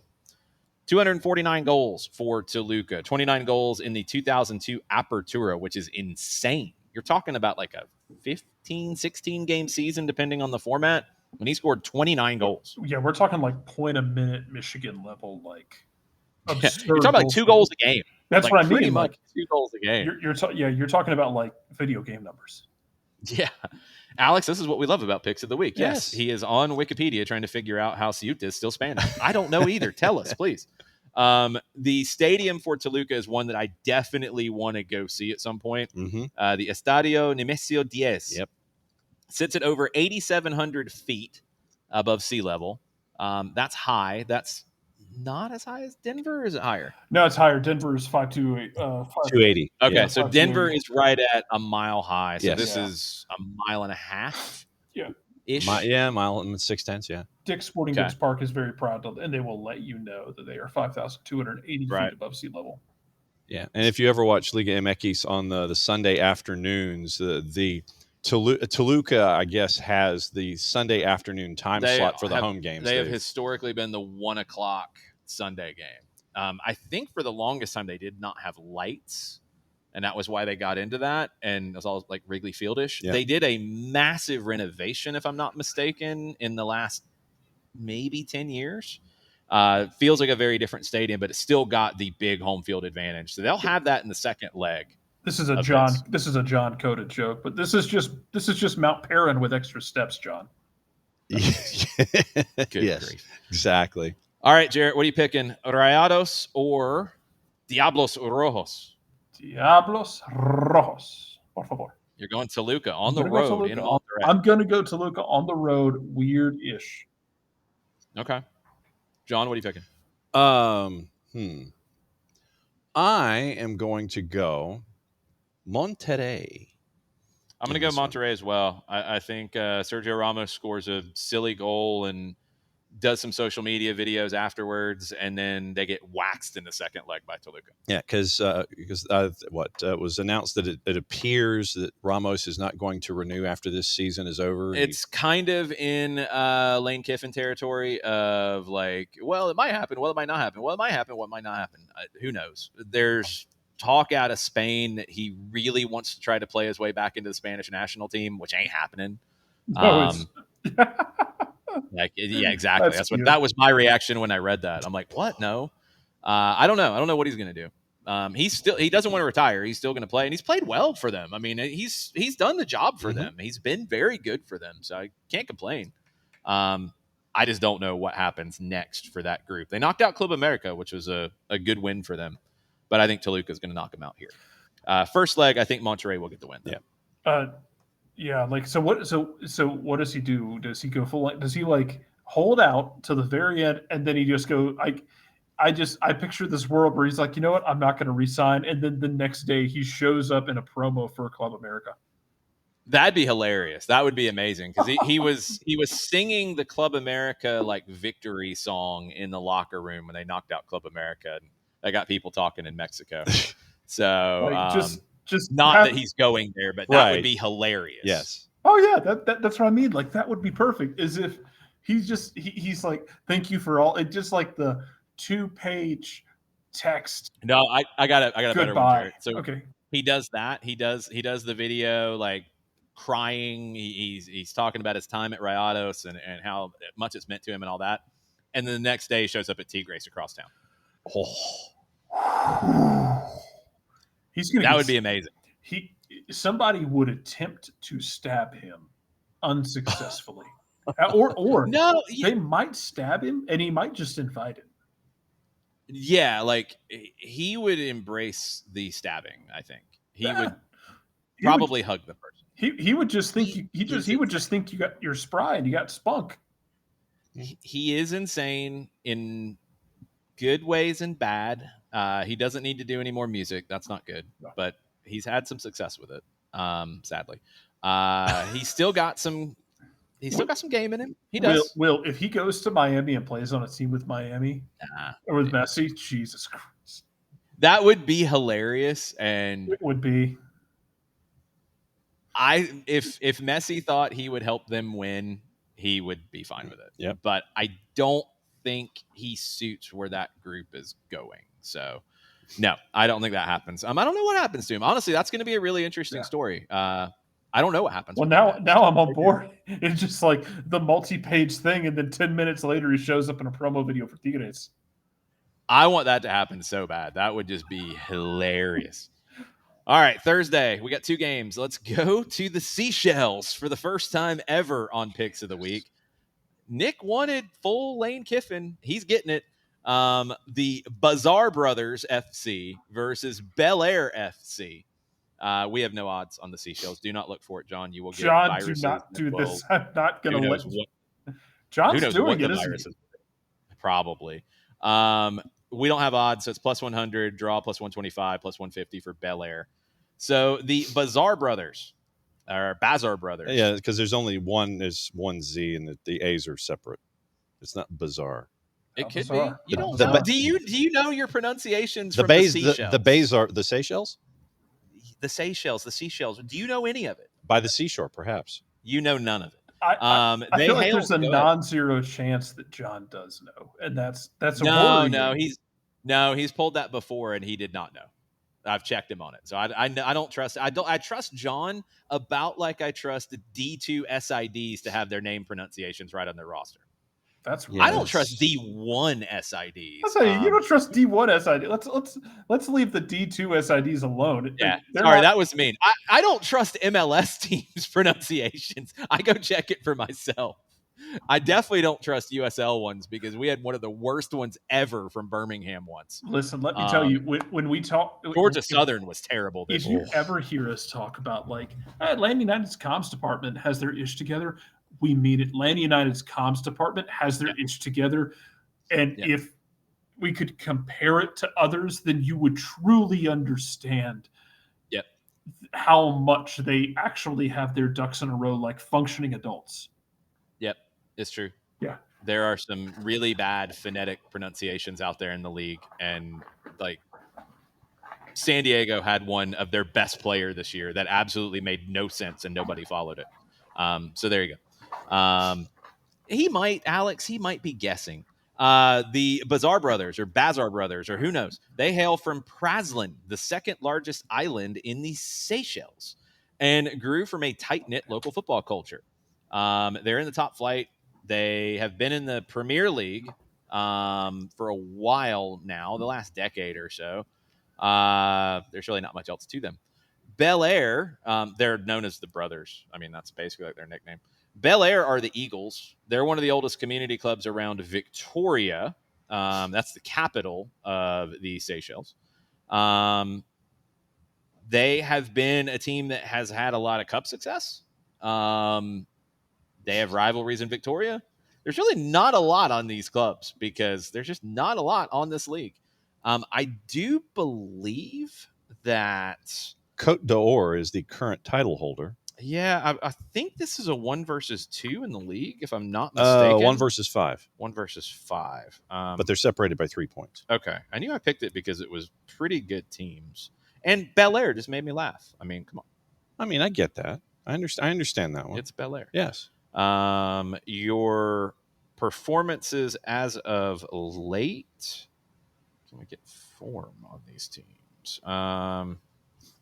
No, not yet. I had form. I get to figure out which bootleg site that I found form in. Unbeaten in their last 5. The Brothers. Yeah, be careful on your bootleg sites. Bel Air's been all over the place. They got 2 wins, 2 draws, and a loss in their last 5. The Foresters are the number 2 team in the Seychelles. I'm trying to remember what it was, Will, the pronunciation for San Diego Superstar. I think it was Dreer, if I'm not mistaken. It was something that it came up and we're all like, no. And I went like hardcore into Denmark. So what are you looking at? There's your form. Yeah, we talked about it. Did you hear me? Yes. Okay, thank you. I think it was Dreer. But we went through it and I was like, no. And all of us in the booth are like, no. Their mascot should be the Fresh Prince. I mean, OG, that's what I said, but it's not. They're the Eagles. Just Will Smith will do a lot of things for money. Just ask him to show up. I'll bet he does it. Oh, you know he would. Get a ticket to the Seychelles Premier League games. You know he would. You know he would. All right, John, who you picking? I'm going with the Bazar brothers. You're going with the Bazars. Uh-huh. I'm going to go with the Bazars as well. Jarrett? The Bazar bros. I am. I don't go with the Bazars. Yeah. I feel bad about picking against Bel Air, but also I don't feel. I was going to say, you're going to go live with your auntie and uncle? No. Jeez. All right, let's go to Brazil. It's the second game of the day on Thursday after John just drove the train off the road. Cruzeiro hosting Botafogo. We're getting late in the Brazilian league. This is when John, stupid things happen for those of you unfamiliar. Yeah. John, you can look up the table in Brazil so we can talk about where these teams are. Right on. Cruzeiro, they're known as the Raposa, the Fox. They were founded by Italian immigrants. Began life in 1921 as Palestra Italia. They were created by the Italian community of Belo Horizonte. They changed their name in 1942 during World War II because the government restricted foreign-linked institutions. So they adopted Cruzeiro in honor of Brazil's national constellation. There you go. The Cruzeiro do Sul. I'll be back in a second. Okay. There's your table. Thank you. Cruzeiro is actually doing really well. They are in third place in the table on 69 points. Sean's a child. They haven't lost in their last 5, but they've had 3 draws in that. You're right, Jarrett. The results in Brazil get very weird at this stage. So this, I need y'all to know that like last week, Neymar on one leg was like limping his team to a result. Yeah, he did. He managed trying to avoid relegation. To avoid relegation. Yeah, he's got them out of the relegation spots right now. So this is 3 versus 5. Botafogo's trying to hold on to a Libertadores spot on 59 points. Cruzeiro is 10 points ahead of them. They're not going to be in the relegation spot. Mirassol has been the surprise in Brazil. They're in 4th on 63. Cruzeiro, they got relegated. They went into a very bad spot for a while. They have made a comeback. They're now back among one of the best teams in the country. One of the most decorated clubs in Brazil, 2 Libertadores titles. Ronaldo helped bring them back from the second division. He bought a controlling stake in the club in 2021, and his management and the people around him helped stabilize things. So good on Ronaldo, the OG Ronaldo, the big Ronaldo. Botafogo, the Fogão, the big fire. One of Rio's oldest and most influential clubs. They were originally founded as a rowing team. Then they merged their soccer and their rowing in 1942. Garrincha, who is one of the best players to ever play the game, who is one of the craziest stories of anybody who ever played the game. Highly recommend any documentaries you can find on Garrincha. He is from Botafogo and helped win the World Cups in 58 and 62 with Brazil. That was the golden age for Botafogo with Garrincha, with Nilton Santos, with Amarildo, with Zagallo, with Didi. One of the best club squads in South American history. They did some yo-yoing back and forth, and then our old friend John Textor came in, and he took over, and they won a title, and they won a Libertadores for the first time, and he doesn't pay his bills, and that's what we know about Botafogo.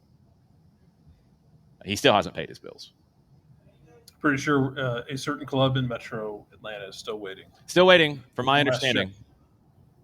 From my understanding, still waiting. You got any thoughts on John Textor, Jarrett? None that are appropriate that can keep this podcast on the air. Fair enough. That's fine. He is a cancer. He is a cancer, but not a unique one upon the world of sport. Sadly not. There are too many guys like that who talk a big game, throw money around, throw the theory of money around. The theory of money? Make things happen, make you feel good about everything, and then you're just kind of left wondering what the hell happened to your club while he says the check is in the mail, and the check, I hate to warn you, is not in the mail. Yes, Will. Yes, Will. From my understanding, Atlanta is still in CAS. If they have been paid, I do not know about it as of yet, and Yeah, I don't know where it stands at this point, honestly, with the Court of Arbitration for Sport. He's absolutely a shyster, like a lot of these folks are. There was a report today that came out about him and Evangelos Marinakis. Yes, Marinakis, our Greek friend, doing business together to help each other out about valuations and all of that, which we already knew because it's how Matt Turner ended up at Lyon. And then they got rid of Texter at Lyon. They pushed him out because of all the politics of all the money he owes to various people. And then Lyon's like, we don't want Matt Turner. Can we cancel it? No. Well, crap. Mm-hmm. Hey, New England, take him. Like, that was a help out Marinakis thing. Marinakis has spent money from Botafogo, maybe a little bit under market value. So all kinds of silliness. I don't think there's any rules broken, but it's just people doing business together and helping each other out. It's a bunch of dudes spending money they may or may not have. I think Marinakis has the money. I don't think Texter necessarily does, but I think Marinakis likes to have a pipeline to Botafogo and Brazil for his other clubs, so it's worth dealing with the shenanigans. Yeah, and the conversations that Jason Stevens has with us discussing the economics of soccer, folks do business with Texter because of his non-soccer businesses, and that's why they put up with the shenanigans. Yeah, to a point, and he's got Botafogo, which is a great talent developer. So he's going to have talent come through there that you're going to want. So you have to deal with him. You just don't have a choice. All right, John, what are you picking? Cruzeiro. Cruzeiro? Yep. You're going Cruzeiro. Cruzeiro. Did I get into the numbers on this one? Cruzeiro plus 101, Botafogo plus 300, draw plus 220. Jarrett, what are you picking? I'm not picking Botafogo, just out of hatred. Plus, it's the same reason I don't pick teams owned by Foster Gillette or teams associated with Foster Gillette. Yeah, he doesn't own anything. He's even worse than Texter. Yeah, he still says, "Hey, I want to own this team." He pops up every once in a while like a whack-a-mole. Mm-hmm. You picking draw or you picking Cruzeiro? No, I'm taking Cruzeiro. Sorry, I should have clarified. It's okay. I'm taking Cruzeiro as well. Okay. All right, let's go to Bangladesh. There you go. Another country we have never been to in Picks of the Week. It is. I'm going to start listing off these countries like the Yakko naming the countries thing from Animaniacs. Oh, yeah, I was going to say, Animaniacs. Exactly. That was what popped into my head. It's kind of like I was like, look, where can I go that we have not been? And I have to be full degenerate Lane Kiffin in my picks. So this is what led me to Bangladesh. We are going to this is the one that was 1 versus 2. The second place team currently in the Bangladesh Premier League, Brothers Union FC, hosting the top team in the league, the Bashundhara Kings. We don't have odds from Bangladesh. Do not look. Plus 100 for Brothers Union, draw plus 125. The Kings plus 150. So, I actually have a little bit on these. I have a little bit more than I had on the Seychelles. Brothers Union FC are known as the Oranges. They were orange, I think. Okay. They began as a community sporting organization in Gopibag, Dhaka, in 1949. They, over time, evolved into one of the capital's most respected multi-sport clubs, with football becoming its flagship identity in the 70s and 80s. 2000s was when they were at their best. They won the league in 2004. They had a ton of financial issues in the 2010s and 2020s, but they are still kicking, still doing their thing, and they're producing talent in Dhaka. The Bashundhara Kings, they are a modern powerhouse created by corporate ambition. They were founded in 2013 by the Bashundhara Group, one of Bangladesh's largest industrial conglomerates. The Kings were formed as a purpose-built professional project aiming to elevate the country's football standards through investment in infrastructure. They earned promotion 5 years after they started. They won the league title in their first Premier League season. That had never happened before in the domestic league in Bangladesh. The Kings became the dominant force in the country. They have also become a strong performer in Asia. They've reached the knockout stages of the AFC Cup, and they are consistently challenging more established South and Southeast Asian teams. They are pushing Bangladeshi club football into a higher competitive tier. I wanted to see what other sports Brothers Union did. I'm just curious. Cricket. Understood. So cricket was part of their thing. What else? So this is the Top Flight. This isn't the Federation Cup. This is the Top Flight. This is a league. This is 1 versus 2, John. This is a big game in Bangladesh. Football became the big thing for Brothers Union down the line. I'd like to know how they got their name, but I don't think that is known. So we have a industrial conglomerate owned club and a community club, the Oranges. The Kings, the conglomerate club, are the first place team, but they're on the road at Brothers Union in Dhaka. Let's see what recent performances have looked like for these clubs really quickly. So it's 2 hosting 1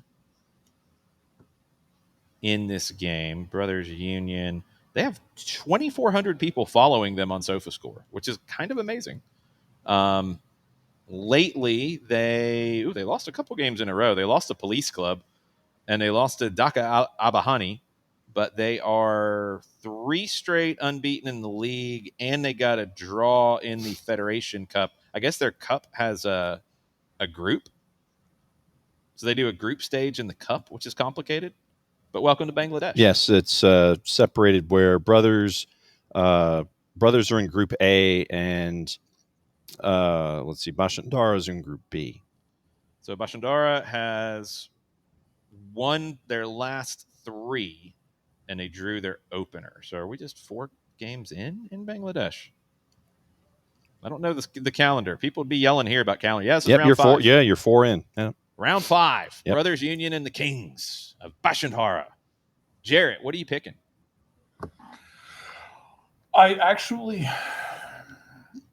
going to take the Brothers, even though it reminds me of brotherly love in Philadelphia, and I hate everything Philadelphia about sports in general. But and it's not just a Philly Union thing. It's like this lifelong dislike of the Philadelphia Phillies, and like the top of the lineup having Doug Glanville, Marlon Anderson, Scott Rowland, Bobby Brady, Mickey Morandini. What the hell? What does that have to do with the mid-'90s? Like Bobby Abreu, one of the most underrated outfielders in baseball history. No question. Then Home Run Derby messed him up. Yeah, it did, but that was a beautiful home run derby while it lasted, baby. I watched that thing on an airplane too. That was weird. I'm going to go Brothers on this one. You're going to go Brothers Union. All right. I'm going to go Brothers Union. All right, fair enough. John, what are you going with? I'm going draw because it's early in the season, and when you look at Federation Cup, they've both drawn out of the blocks in Federation Cup, and it's early in the season when it comes to the league itself. So I think that you're still trying to feel each other out and figure out where you are. So I'm going to go draw. Both clubs have multiple Brazilians, which is interesting. Bashundara Kings have a couple of Nigerians as well in their group. I'm going to go with the Kings. I'm going to go with the money. Sorry. I feel like you saying multiple Brazilians also reminds me of watching Soccer Bowl when the New York Cosmos rolled in with like a known quantity into Soccer Bowl magically against Atlanta. Yeah, and the Silverbacks had guys who were playing part-time basically. Yeah. But, there's that. What? You mean the Silverbacks were? Never mind. Go ahead, wherever you want to go. What, do you mean the Silverbacks weren't paying top dollar? No. Well, I think actually at that point they weren't paying top dollar, but they were paying medium dollar. Mm-hmm. Because that's when Traffic Sports was funding it with probably ill-gotten funds. Yes. But that's a whole nother story. Yes. I mean, that's a 30 for 30. You're boy, the door to a 30 for 30. Boy, yeah. That's a whole nother topic. Probably a 60 for 60. All I know, and it is my favorite story about that whole thing with Traffic Sports is when they were trying to bring that back. I was helping organize some community get-togethers. They were paying dollars. They just weren't paying many of them. Yes. By the end, at this point they were paying dollars because they were paying it with ill-gotten funds, probably, allegedly, possibly. But when Traffic and good people with Traffic, and then people who also got indicted later on, were trying to bring this team back along with the Silverbacks people. No, the best thing is we did a community event at the bar's not open anymore, so it's fair enough to say, Diesel down in Virginia Highland. And we do. Oh man, R.I.P. Diesel. That was the best place. We next great. to this place, but it was the best place. We did the event out on the patio, and then when those things happened, like 4 years later, the owner of Diesel was like, he pulls up his phone and he shows me the picture of like the news article of the guy getting indicted, and he's like, "Didn't you bring this guy into my bar?" And I'm like, "Yes, but I didn't know." And two, I had nothing to do with that. Uh-huh. Hey, and shout out, by the way, because I think statute of limitations expired on this one. Couple of when Nisa was trying to make things happen at Silverbacks Park a couple of years ago, Wow. and Apotheos was playing. Apotheos had paid for the rights to play their night games at Silverbacks Park when they had moved over there. Yeah. And you had who was the damn Nisa team? Atlanta FC, wasn't it? Yeah. Yes, it was Atlanta FC. Atlanta FC went over there like, "Hey, we want to play here too." And Boris was like, "Hey, the only thing I have for you, if you want to pay for it, is to basically pay top dollar to play during the daytime in June and July in Atlanta on Silverbacks turf." And they're like, "Let's do it."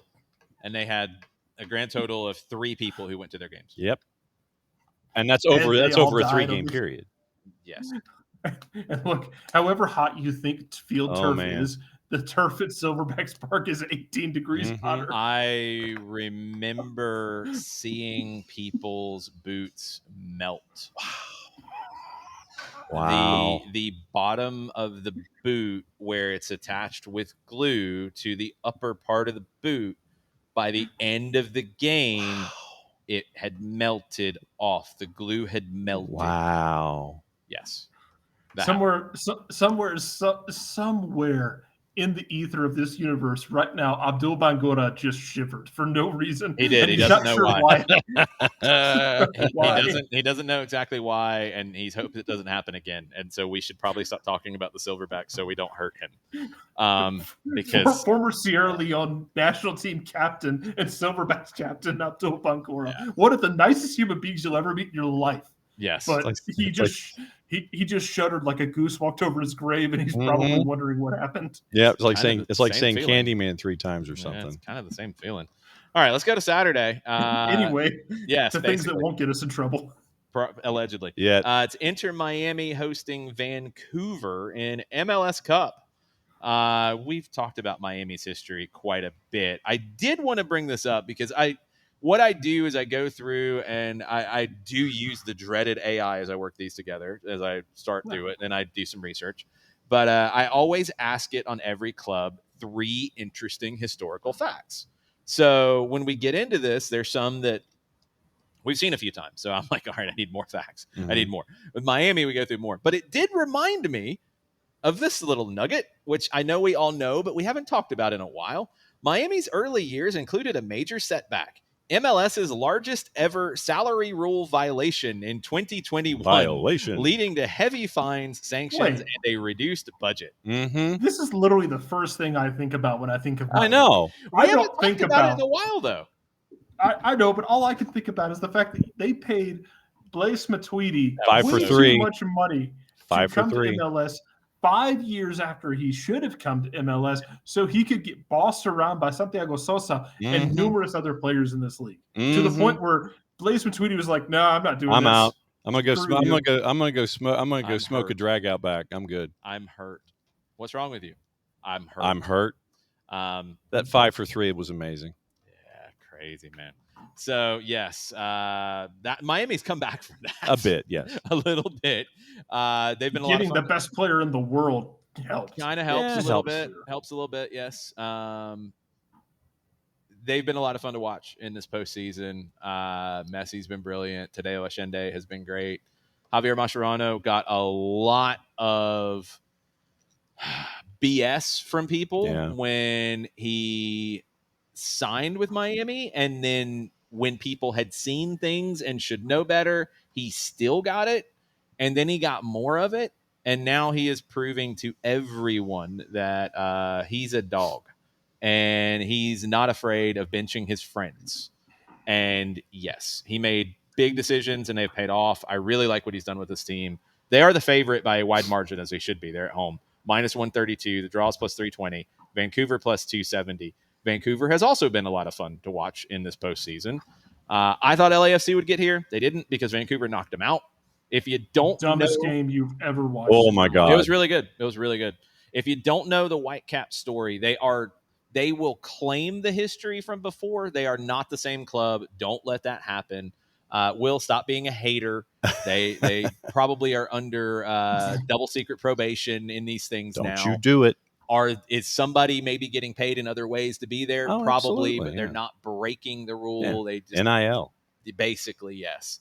If we can do NIL, we can do anything in this world. They are. Look, we long ago established this, Will, because it's college football adjacent. Let's do this because I can make this work. Yes. It's kind of like Ole Miss. Ole Miss hit the ground running in NIL because Ole Miss has been paying players under the table in the most efficient way possible for over a decade. Ask if you, not Freeze. more. Yeah, Ole Miss perfected this, so they're like, "Oh, we can do this legally. We already have the whole system set up. We already Yeah. have the system, and Yeah. it's illegal now." Yeah. Yeah, this is they had already dug the tunnels, they had built the wiring, everything was already done. All they had to do was this. Miami's going to be the same way, man. Yeah. Yes, Yeah. the Bagman article goes here. Yes. Correct. Yes. It's the same thing. Miami had already put the infrastructure in place, and then the league was like, this is legal now. Miami's like, hot damn, let's go, baby. Mm-hmm. I mean, is Luis Suarez possibly the highest paid babysitter in Broward County? I Yes. bet. Yes, he Mhm. might That be. hourly wage. He is getting paid to watch the Messies. He very well could be. Mm-hmm. And that is he just comes over, hangs out, grills some food out back with Leo. And they're like, we paid him to come over and watch the kids. Yeah. He Or probably he's getting paid in stock options. He probably spends more time at the Messi house than Juice Kiffin spent at the Kiffin house. Mm-hmm. Let's go to Vancouver. Poor pup. No, I mean, I think the pup's living a good life, but just doesn't have a dedicated family Yeah. because it's a PR prop. Yeah. Because that's messed up. Anyway, let's go to Vancouver. That's messed up. It is not that I'm going to cut you off, Jarrett. It is not the same club. If Do we not talked let about people this lie in to you. Europe, then my God, if we had this in Europe, everyone would lose their shit. But because it's college football, oh my God, this is the perfect plot. The dog thing. If this happened in Europe, we would spend an hour talking about it. Could you And for college imagine- football, we're just like, Could you this imagine is Talk part of the Sport story. don't No. going through this? Could you imagine El Chiringuito Oh. with this? If Oh this my happened? God.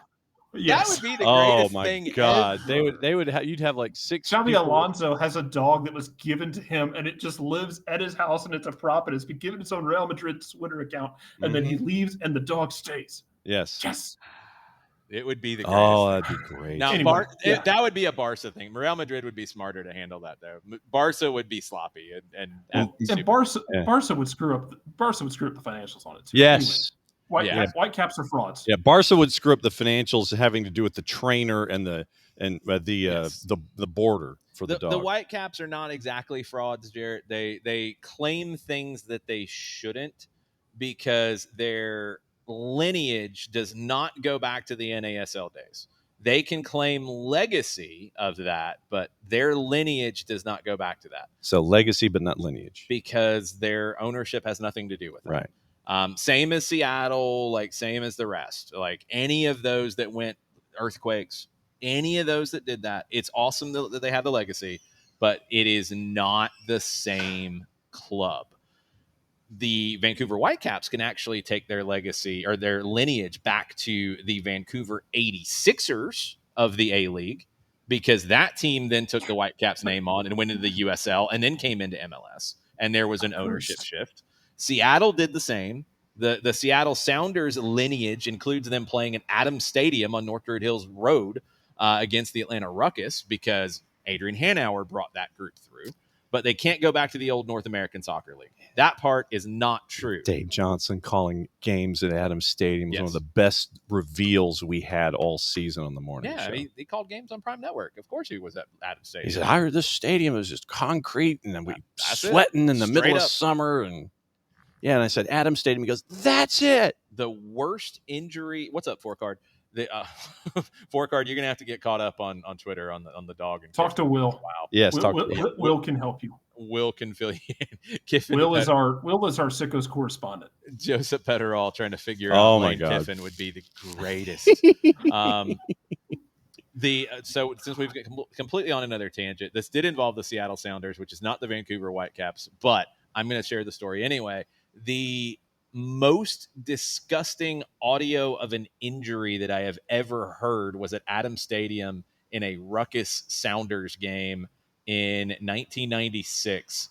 Chance Fry, I think it was his last game he played in his career. It sounded like a shotgun in the stands when two guys slide in for the ball and Chance Fry's leg broke. Oh, no. It sounded like a shotgun. Wow. It would. I thought a car backfired on the other side of the stands. Like it was somebody was over. Somebody was over at the Richway, and something happened. And that was a game that was on national TV. No, and had a very long delay. Yeah, that was not good. Yeah, it was bad. Vancouver. Let's go back to them. They started in MLS in 2011. They have won the Canadian Championship, which is like winning a Richway prize of some sort, because for a longest time there's only 3 teams in it. Now there's more. It's still basically like winning that. They did beat Miami in CONCACAF this year in the semifinals. They got past them. Miami's better now. I think Vancouver's better now too. It should be a really good final. I'm really looking forward to it. If it wasn't going to be LA that got to this point, this is the best game that MLS could have asked for. Sorry, Philly. Sorry, the rest of y'all. This was the game you wanted. It's in Miami. LAFC, you cry babies. You were up 2 men for 30 minutes, and you couldn't score. You couldn't stop hitting the post. Oh, man. Cry me a river. Basically, yes. Will is explaining Lane Kiffin and his dog. Jordan, yes, that is correct. That is the Adams Stadium. We got to pick this game, Miami and Vancouver. John. 90-minute draw. You're going 90-minute draw? Yep. That's gutsy. Are you just doing that because you actually think it's going to happen, or you think like you're just trying to be like you're trying to be alternative? Trying to be edgy? You're trying to be like that edgy kid with the finger pistols? The kid in high school who like grabbed a leather jacket one day out of nowhere, and you're like, what? Went to members only and tried to look like everybody else? No, they didn't have members only leather jackets, John. No, I legitimately think that Vancouver will be frustrating for Messi and friends. Will, be careful. Just be careful. That's all I'm saying. Yes. Be careful. Okay. Jarrett, what are you picking? You talked about Javier Mascherano deserves his flowers for the brave decisions he made. The last Miami manager did the same thing. Phil Neville also made brave decisions, benching the Hamburglar, taking the badge away, taking the armband away from him, and he did. Hey, that bravery paid off and got them into the playoffs. This time, it's going to pay off with MLS Cup. Messi picks up a cup, and his boys get to retire carrying a trophy off into the sunset. This is not a slight on Vancouver. Yeah, I just think Miami takes it. I think it'll be like a 3-2. I think it'll be a lot of fun. I think it'll be a great game. I could see extra time. I could, but I think Miami will take care of it. I think they'll get through it. All right, let's go to Sunday. We got 2 games on Sunday to get through as we have run way long today because Lane Can't Kiffin. Imagine how that happened. I'm blaming it all on Kiffin. Exactly. I mean, he was late like 30 minutes for his presser at LSU today because he's Lane Kiffin. I had to call a cop because people were mad at me. Well, no, that part did happen because they were. And yes, that happened. But anyway, let's go to France for the first game on Sunday. Yes. France. We're going to the bottom of the table.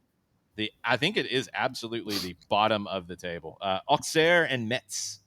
Auxerre plus 100, draw plus 250, Metz plus 275. Pull up the table from Ligue 1. Auxerre, Les Bleus et Blancs. They are known for having one of the longest managerial tenures in the world. Giroud is the most French name of all time. Giroud. 40 years of managing this team, 1961 through 2005. What? Yes, Giroud. He started in 1961. He managed through 2005. He took a break somewhere in between because he was tired, probably. Did you just smoke break? Probably.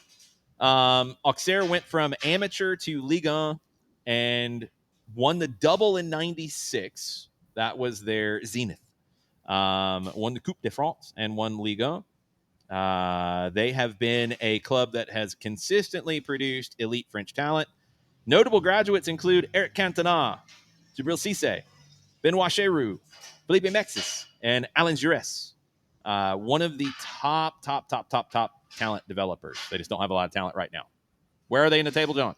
O'Share is dead last, and they have scored 8 goals in 14 matches this year. They've given up 20. They stink. And they snapped a 3-game losing streak with 2 draws in a row to get them to 9 points on the season through week 14. Where's Mets in the table? Mets would be directly above them. Yes. 2 points away from them. They are at 11 points. They've lost 2 in a row. They are 3-2-9. They have scored 14, so they're averaging a goal a game, but they're also allowing more than 2, having given up 31 goals already this year in 14 matches. Les Grenats, the deep garnet-colored kits of Mets.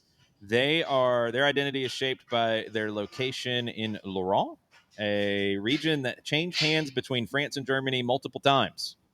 They have been a giant killer in Coupe de France. They won in 84 and 88. They beat Barcelona in the European Cup Winners' Cup, one of Europe's greatest shocks ever. They have also developed a lot of talent because France has had a lot of talent. Robert Pires, Sadio Mane, and Kalidou Koulibaly came out of Metz. They bring a lot of West African players into France at Metz. Les Grenats against Les Bleuets Blancs. John, who are you picking? Draw. You're picking a draw. Yes. After all of that. Yep. Jarrett, what are you picking? Mets. Georgia Tech has a campus in Laurent, so Will is picking Mets. Look, I'm not up on my French, Alex. Sorry. I was Americanizing it. Anyone who survived Georgia Tech gets to do whatever they want in terms of picking. Yeah, it's true, I guess. Everyone I know who went through Georgia Tech has long-standing PTSD, test-related trauma, where all of them have nightmares that they wake up from in a cold sweat thinking about some random thermodynamics test that they have to do. It's not real, but it still wakes them up every night. I've had this confirmed by 8 different Georgia Tech graduates. I was not going to bring up Georgia Tech on this show. I wasn't going to do it. I can't imagine. I wasn't going to do it. I wasn't. I could have, but I wasn't. I'm not gonna. At least, see, 1,000%. At least every 2 months.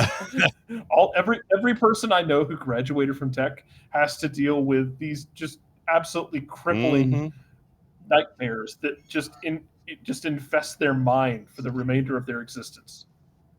I have nothing but sympathy for them. Because Jesus Christ. Yep. I have sympathy for them for other reasons, but I'll leave it at that. Let's go. Now I need to pick something. Yes, you do. Jarrett, did you pick anything? Mets. You picked Mets? Beat the Mets. Greet the Mets. How did you pronounce the home team?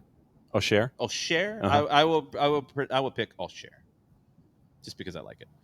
Napoli hosting Juventus. That is our Serie A. Alex, you say that like you aren't going to talk trash to John next time you see him in person after what the hell happened the other night between a certain club in Gainesville and a certain club in look, that's shit. I wasn't going to bring up those either, but that's all I'll say. Because FSU is terrible. They're ass. Terrible. They're mediocre ass. I mean, look, you could suck, and you're worth talking about. You want to be talked about because you're either really good or because you're really bad. Terrible. Florida State is mediocre at best. Terrible. And they are ass. And our production chain on days like that are amazing. Look. It was a 3.5-hour screed going up against the low-down dirty cheaters of the University of Coral Gables. Oh, that was amazing because I have an affinity for the U. I always like the U. Anything orange and green, no. And on my NCAA football legacy season that I did, yeah. I always start at Georgia State just because I want to start somewhere small. Yeah. I went to North Carolina for a little while. Okay. And then the job opened at Miami, and I beat FSU every single year. Ha! Everybody knew in the stadium that Danny McManus was going to throw the 2-point conversion to Pat Carter in the back of the end zone, trying to get the win at Doak Campbell Stadium. And so naturally, with a 6'5" tight end, you're going to take the Blades brothers and you're going to double team the tight end. Alex might be right. I do have a type, I think. The U and Argentina, they would be in the same category. See, now, if Argentina came off a plane dressed in camos for the World Cup, they would. Like, do you think they wouldn't? Oh, I think it'd be awesome. They would. I can separate that from the convicts. I can separate that. Oh, see, here we go. This is where he gets completely out of pocket. I can absolutely separate the convicts. Yeah, like you don't want to talk about all of the shenanigans that have happened in Tallahassee. Look, I saw the shenanigans in Tallahassee. Yeah, so you need I know to watch. Exactly what happened. So you need to watch the pointing fingers in other places because y'all did the same stuff. I will be the first person to point fingers at us because I saw it. Yeah, y'all did the same. Everybody did that stuff. I know exactly what happened, so I have zero qualm pointing a finger at myself for shenanigans that happened when I was in school. They don't have any money for shenanigans anymore. No, we did it. We used it to renovate a stadium instead of pay a buyout for a coach. No, they did too many bad shenanigans too, and now they watch all the coaches moving around. They're like, "Oh, we can't join that party." No, because we can't spend $45 million now because the buyout went down $8 million today. We can't spend $45 million to buy out a coach because we renovated a damn stadium, which needed it, by the way. And so spent that money before instead of giving it. And I'm picking Napoli anyway. You're picking Napoli? Yeah. What do I have anything to say about Napoli that we haven't talked about? You know, they're from the South. We're also everybody 12 minutes over. Yeah. Everybody hated Napoli. There you go. Juventus. A lot of people hate Juventus too. Mm-hmm. Juventus came back from the Calciopoli, the scandal. Drink. Napoli came back from going broke. Aurelio De Laurentiis is insane. I enjoy the movies that he directed. Yeah, that's cool. I'm going Napoli as well Okay. because I'm a Napoli fan, of course. Jarrett, what are you picking? Give me Napoli. Okay. Napoli. We'll see if Nick hits Juventus again. Yeah, really? He did last time it worked for him though. Yeah. He won last time. We'll see who wins this time. Let's see if any of the Village Idiots have done anything stupid as of late. Nicholas Bentner might be kicked out of the list because he's just been disappointing, pretty normal. See, they keep bringing up old stories again. See, that's just boring. So what is this one? It's in an outlet that we don't really like very much. The 4-letter paper. The 4-letter one, yes, not the other one. No, not 3-letter, the 4-letter. So, this was after the Idrissa Gueye slap of his teammate. Michael Keane, it was, I guess, a compilation. The most dramatic meltdowns between footballing brethren. So there's a whole bunch of them. Macca. The one about Nicholas Bentner. The Newcastle one's probably the best one. The Bentner one, I'll read it to you. Arsenal striker Emmanuel Adebayor and Nicholas Bentner apparently had a frayed relationship. The Gunners were down 4-0 in the League Cup semifinals at Tottenham Hotspur, a tie they'd lose 6-2 on aggregate, when Adebayor came on and was allegedly furious that he had to waste his energy to make up for the Danes' shortcomings. Bentner scored an own goal that game. He explained in his autobiography that came out in 2020, Adebayor shouts that it's my fault he has to come on and waste his energy. I'm here because you're playing like ish. He said, it's not especially encouraging, and shortly after when we win a corner, we both seek out the back post. There's a lot of pushing and jostling, and suddenly we're fighting each other. We push back and forth while the Tottenham players watch in puzzlement. Afterwards, Adebayor claims I gave him the finger, but I don't remember that. What I do remember is him sticking his head forward. That's the thing with him. He behaves illogically, completely unpredictably. I don't know if it's totally deliberate, but it feels like a headbutt right on the bridge of my nose. The blood gushes out and my nose swells up as if it's not big enough already. William Gallas rushes over and pulls us apart, but Adebayor isn't done with me. He has to be escorted away while the referee books him. And then Tottenham won 5-1. Then they got into it in the dressing room again. Of course. Things I wouldn't be able to utter 12 years later. And he got fined 2 weeks' wages. Okay. So it's one of the top coming togethers between teammates. Yes. So that's all Nicholas Bentner's been up to. Something that happened in 2008. So they decided to come up with a top 5 list. Basically. And he made it. So, I mean, yay, good for him. Yeah. No, I mean, I think that if I didn't acknowledge the equal shenanigans in Tallahassee, Yeah, versus, but you gotta stop with the convicts thing, because that's completely way over the line of that's like always Catholics anything, versus convicts. It was on a which t-shirt. was always over the line because it was extremely racist. Can I bring up Uncle Nevin? Sure, but the convicts thing is racist because it came from the Notre Dame game, which is very bad. So don't reference it.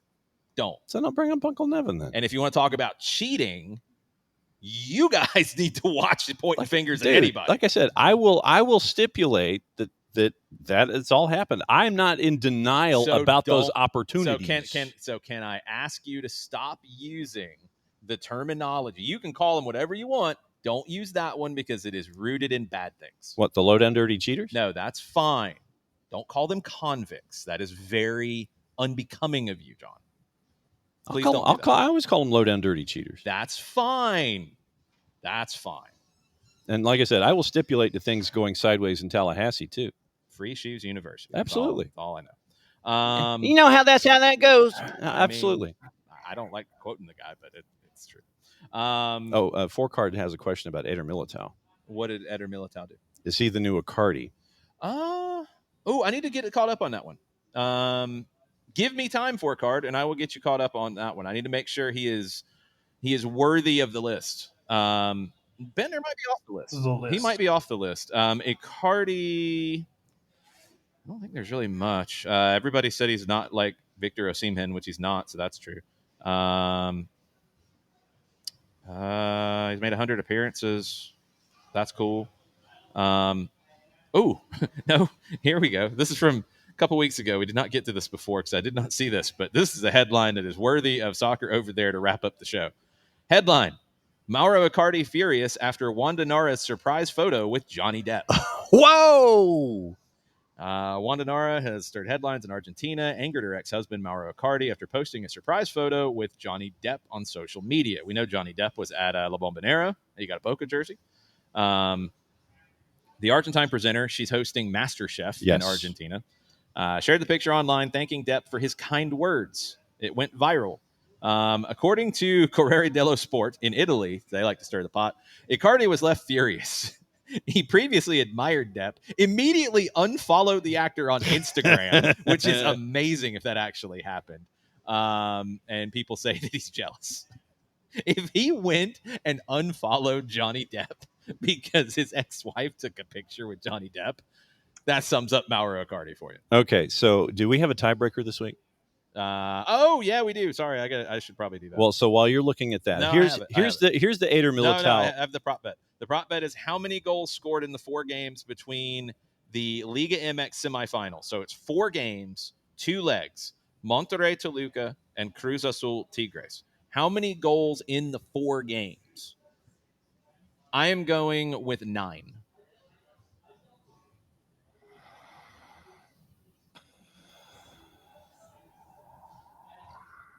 $11. Okay.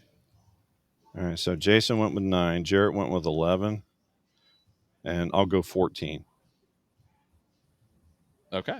Eder Militao, headline, Pulse Sports from Nigeria. Real Madrid star set to marry the ex-girlfriend of his ex-girlfriend's current boyfriend.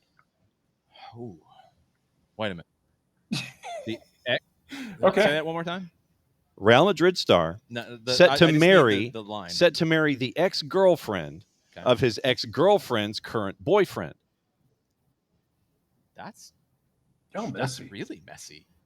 Like, I would expect this out of Oxford right this now. This is like who was it? It was I don't know. You tell the story. The two Yankee pitchers that swapped, Fritz Peterson and Mike Kekich. They swapped wives in the 1970s. So Eder Militao and Tana Castro, and this is back in Thanksgiving of last year, so a year ago, will reportedly wed next year after the pair switched love partners.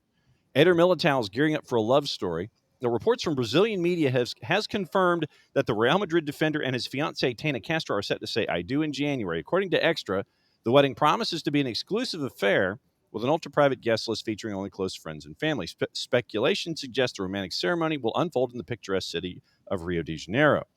But here's the twist. Tana, a medical student and influencer, has a curious romantic history. Apparently, she's the ex-girlfriend of Flamengo defender Leo Pereira, who, in an uncanny turn of events, is currently engaged to Militao's ex and the mother of his child, Caroline Lima, a love quadrangle that has everyone talking. That's a rhombus. So there you go. So Eder Militao might be coming out of lane 8 to be a new one. I mean, that's something. All right, we're going to end on this one because Mauro has been in the news as of late. Oh? There's been good ones. Photos. This is an old story. Oh, damn. But the headline is the Sicilian Mafia wanted to punish Icardi for stealing Wanda Nara from Maxi Lopez. Whoa. A Catania forward personally saved Mauro. Wow. So former striker Gonzalo Bergesio, he has revealed a chilling episode, a link to the famous love triangle involving Mauro Icardi, Wanda Nara, and Maxi Lopez. So if you don't know, Wanda Nara was married to Maxi Lopez, and then she left him and got with Mauro Icardi, and then became his agent, which was very messy. And reportedly, there were other teammates that might have been involved in things at various stages. So Bergesio did this show, Más de una Copa. It's a radio show on D Sports Radio. According to the Argentine forward, at the height of the tension between Icardi and Lopez, some individuals connected to Sicilian organized crime allegedly offered to help Maxi Lopez take revenge on his then friend and teammate for the relationship. Maxi Lopez. They said to Maxi, quote, "Do you want us to go after that guy?" Wow. I was there. I heard it with my own ears. The former Catania player added that Lopez's calm response prevented a potential tragedy. Did he save his life? Literally, yes. Maxi replied, no, calm down. Wow. Mauro, Messi. That we're going to end it there. Yeah, bud. Mauro and Wanda, Messi, Johnny Depp getting unfollowed on Instagram. Eder Militao might need to be on the list now. Yeah, we've learned a lot on this episode of Soccer Over There. Again, we will have World Cup draw coverage all day Friday, starting at 9:05 from Decatur, from the Brewhouse Cafe. Then we'll have a reaction show from the Brewhouse Cafe. Then we'll have Atlanta Soccer Tonight. Then we'll have a soccer trivia contest at NoFo Brewing in Gainesville. It is going to be a long day. It's going to be a chaotic day. We will tell you everything you need to know about all of it. We'll give you our thoughts. Then the next day, we will talk about the schedule, what games are coming to Atlanta, and then we'll talk about MLS Cup because that will continue the chaos. Mm-hmm. But thanks for all the chaos, Jarrett. You're welcome. I'll give you more. Look, I should be available pretty much all day Friday for all of this chaos as well, and we'll be able to chime in accordingly when we need to, responsibly and irresponsibly, because that's what you are an agent of chaos. So yes, that would fit. Sometimes we just are what we are. You know, you got to lean into what you do well. No, that's fine. Hey, John, Kalani Sitake might turn down Penn State. Oh, jeez. And then they're going to chase after Heupel. Oh, jeez. Yeah, Heupel said he doesn't intend to be a candidate. Imagine if both of them. I'd never intend to be a candidate. That sounds like a comeback. Yeah. That is such a toss-off. No, that is a comeback. Imagine if I never intended. Imagine if that living Bobby Hill chose to stay in Knoxville, and Penn State got turned down by both Kalani Sitake because BYU found the money, which is entirely go to the Marriott's. Marriotts. Let me tell you how possible that is. The Crumple Cookie CEO. Is that the one on Twitter who was like, "Oh, it's time to get to work" or something? I saw. Yeah, okay. Yeah. They have more. Dude, they have more money. No, I know. They're fine if they want to spend it. But doesn't Penn State allegedly have Adidas money coming in now that is funding things? Yeah, because Adidas is the one that basically said you have to get rid of James. Yeah, that was the rumor, because they're taking over next year with the equipment deal. So Sitake though. I could see Sitake staying though because. So then, who does Penn State get?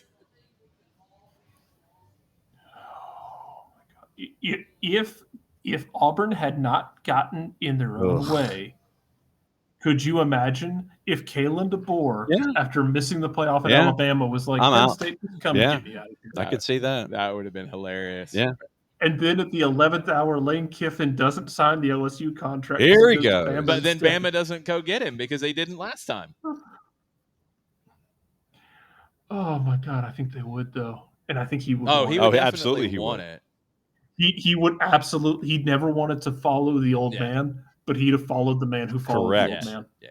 He would want that, and then he will go to Miami and beat FSU like nonstop because that's where he's going to end. He'll go to Miami. Lane at the U just has to happen, right? John, I'm going to leave you with this because we need to get Yes. off the air because we're 25 minutes over. John, Mike Norvell, Penn State. Please let that happen. Yeah. Yeah, basically. Don't let the door hit you on the way out. Merry Christmas, Happy New Year. Go to Happy Valley. Go. All right, college football down here is over. Soccer over there is over. We'll be back for World Cup draw stuff. John will be back with SDH AM tomorrow. What you got in the show tomorrow? Casey White, KCD, and we're going to talk a lot of college soccer with her, with Division I, with what happened yesterday. And Steve DeCoux, after their win from Georgia Gwinnett's going to join us at 10 o'clock. We'll go through everything and mop up everything around the world. Sheffield Wednesday is also getting yet another points penalty that we have to get into. It's still from when they were broke. Yeah, it's so stupid that they're still getting these piled up. up. So there's plenty of news overseas to get into, stuff to get into. We'll catch up with folks after MLS Cup because we've yet to hear from Thomas Mueller and Jesper Sorensen, so we've got a lot of that to mop up. So stuff around the planet, stuff from MLS Cup to put a bow on. Casey White at 9:15, Steve DeCoux at 10 o'clock. Morning Espresso in the morning newsletter. If you're not on the newsletter list, go to soccerdownhere.net/connect. You can also just shoot us a message. We can add you manually if we need to do that. The podcast will go out as well. SDHAM 9:05 all week long. Then the World Cup draw starting at 9:05 on Friday. Adios, y'all. Have a good night.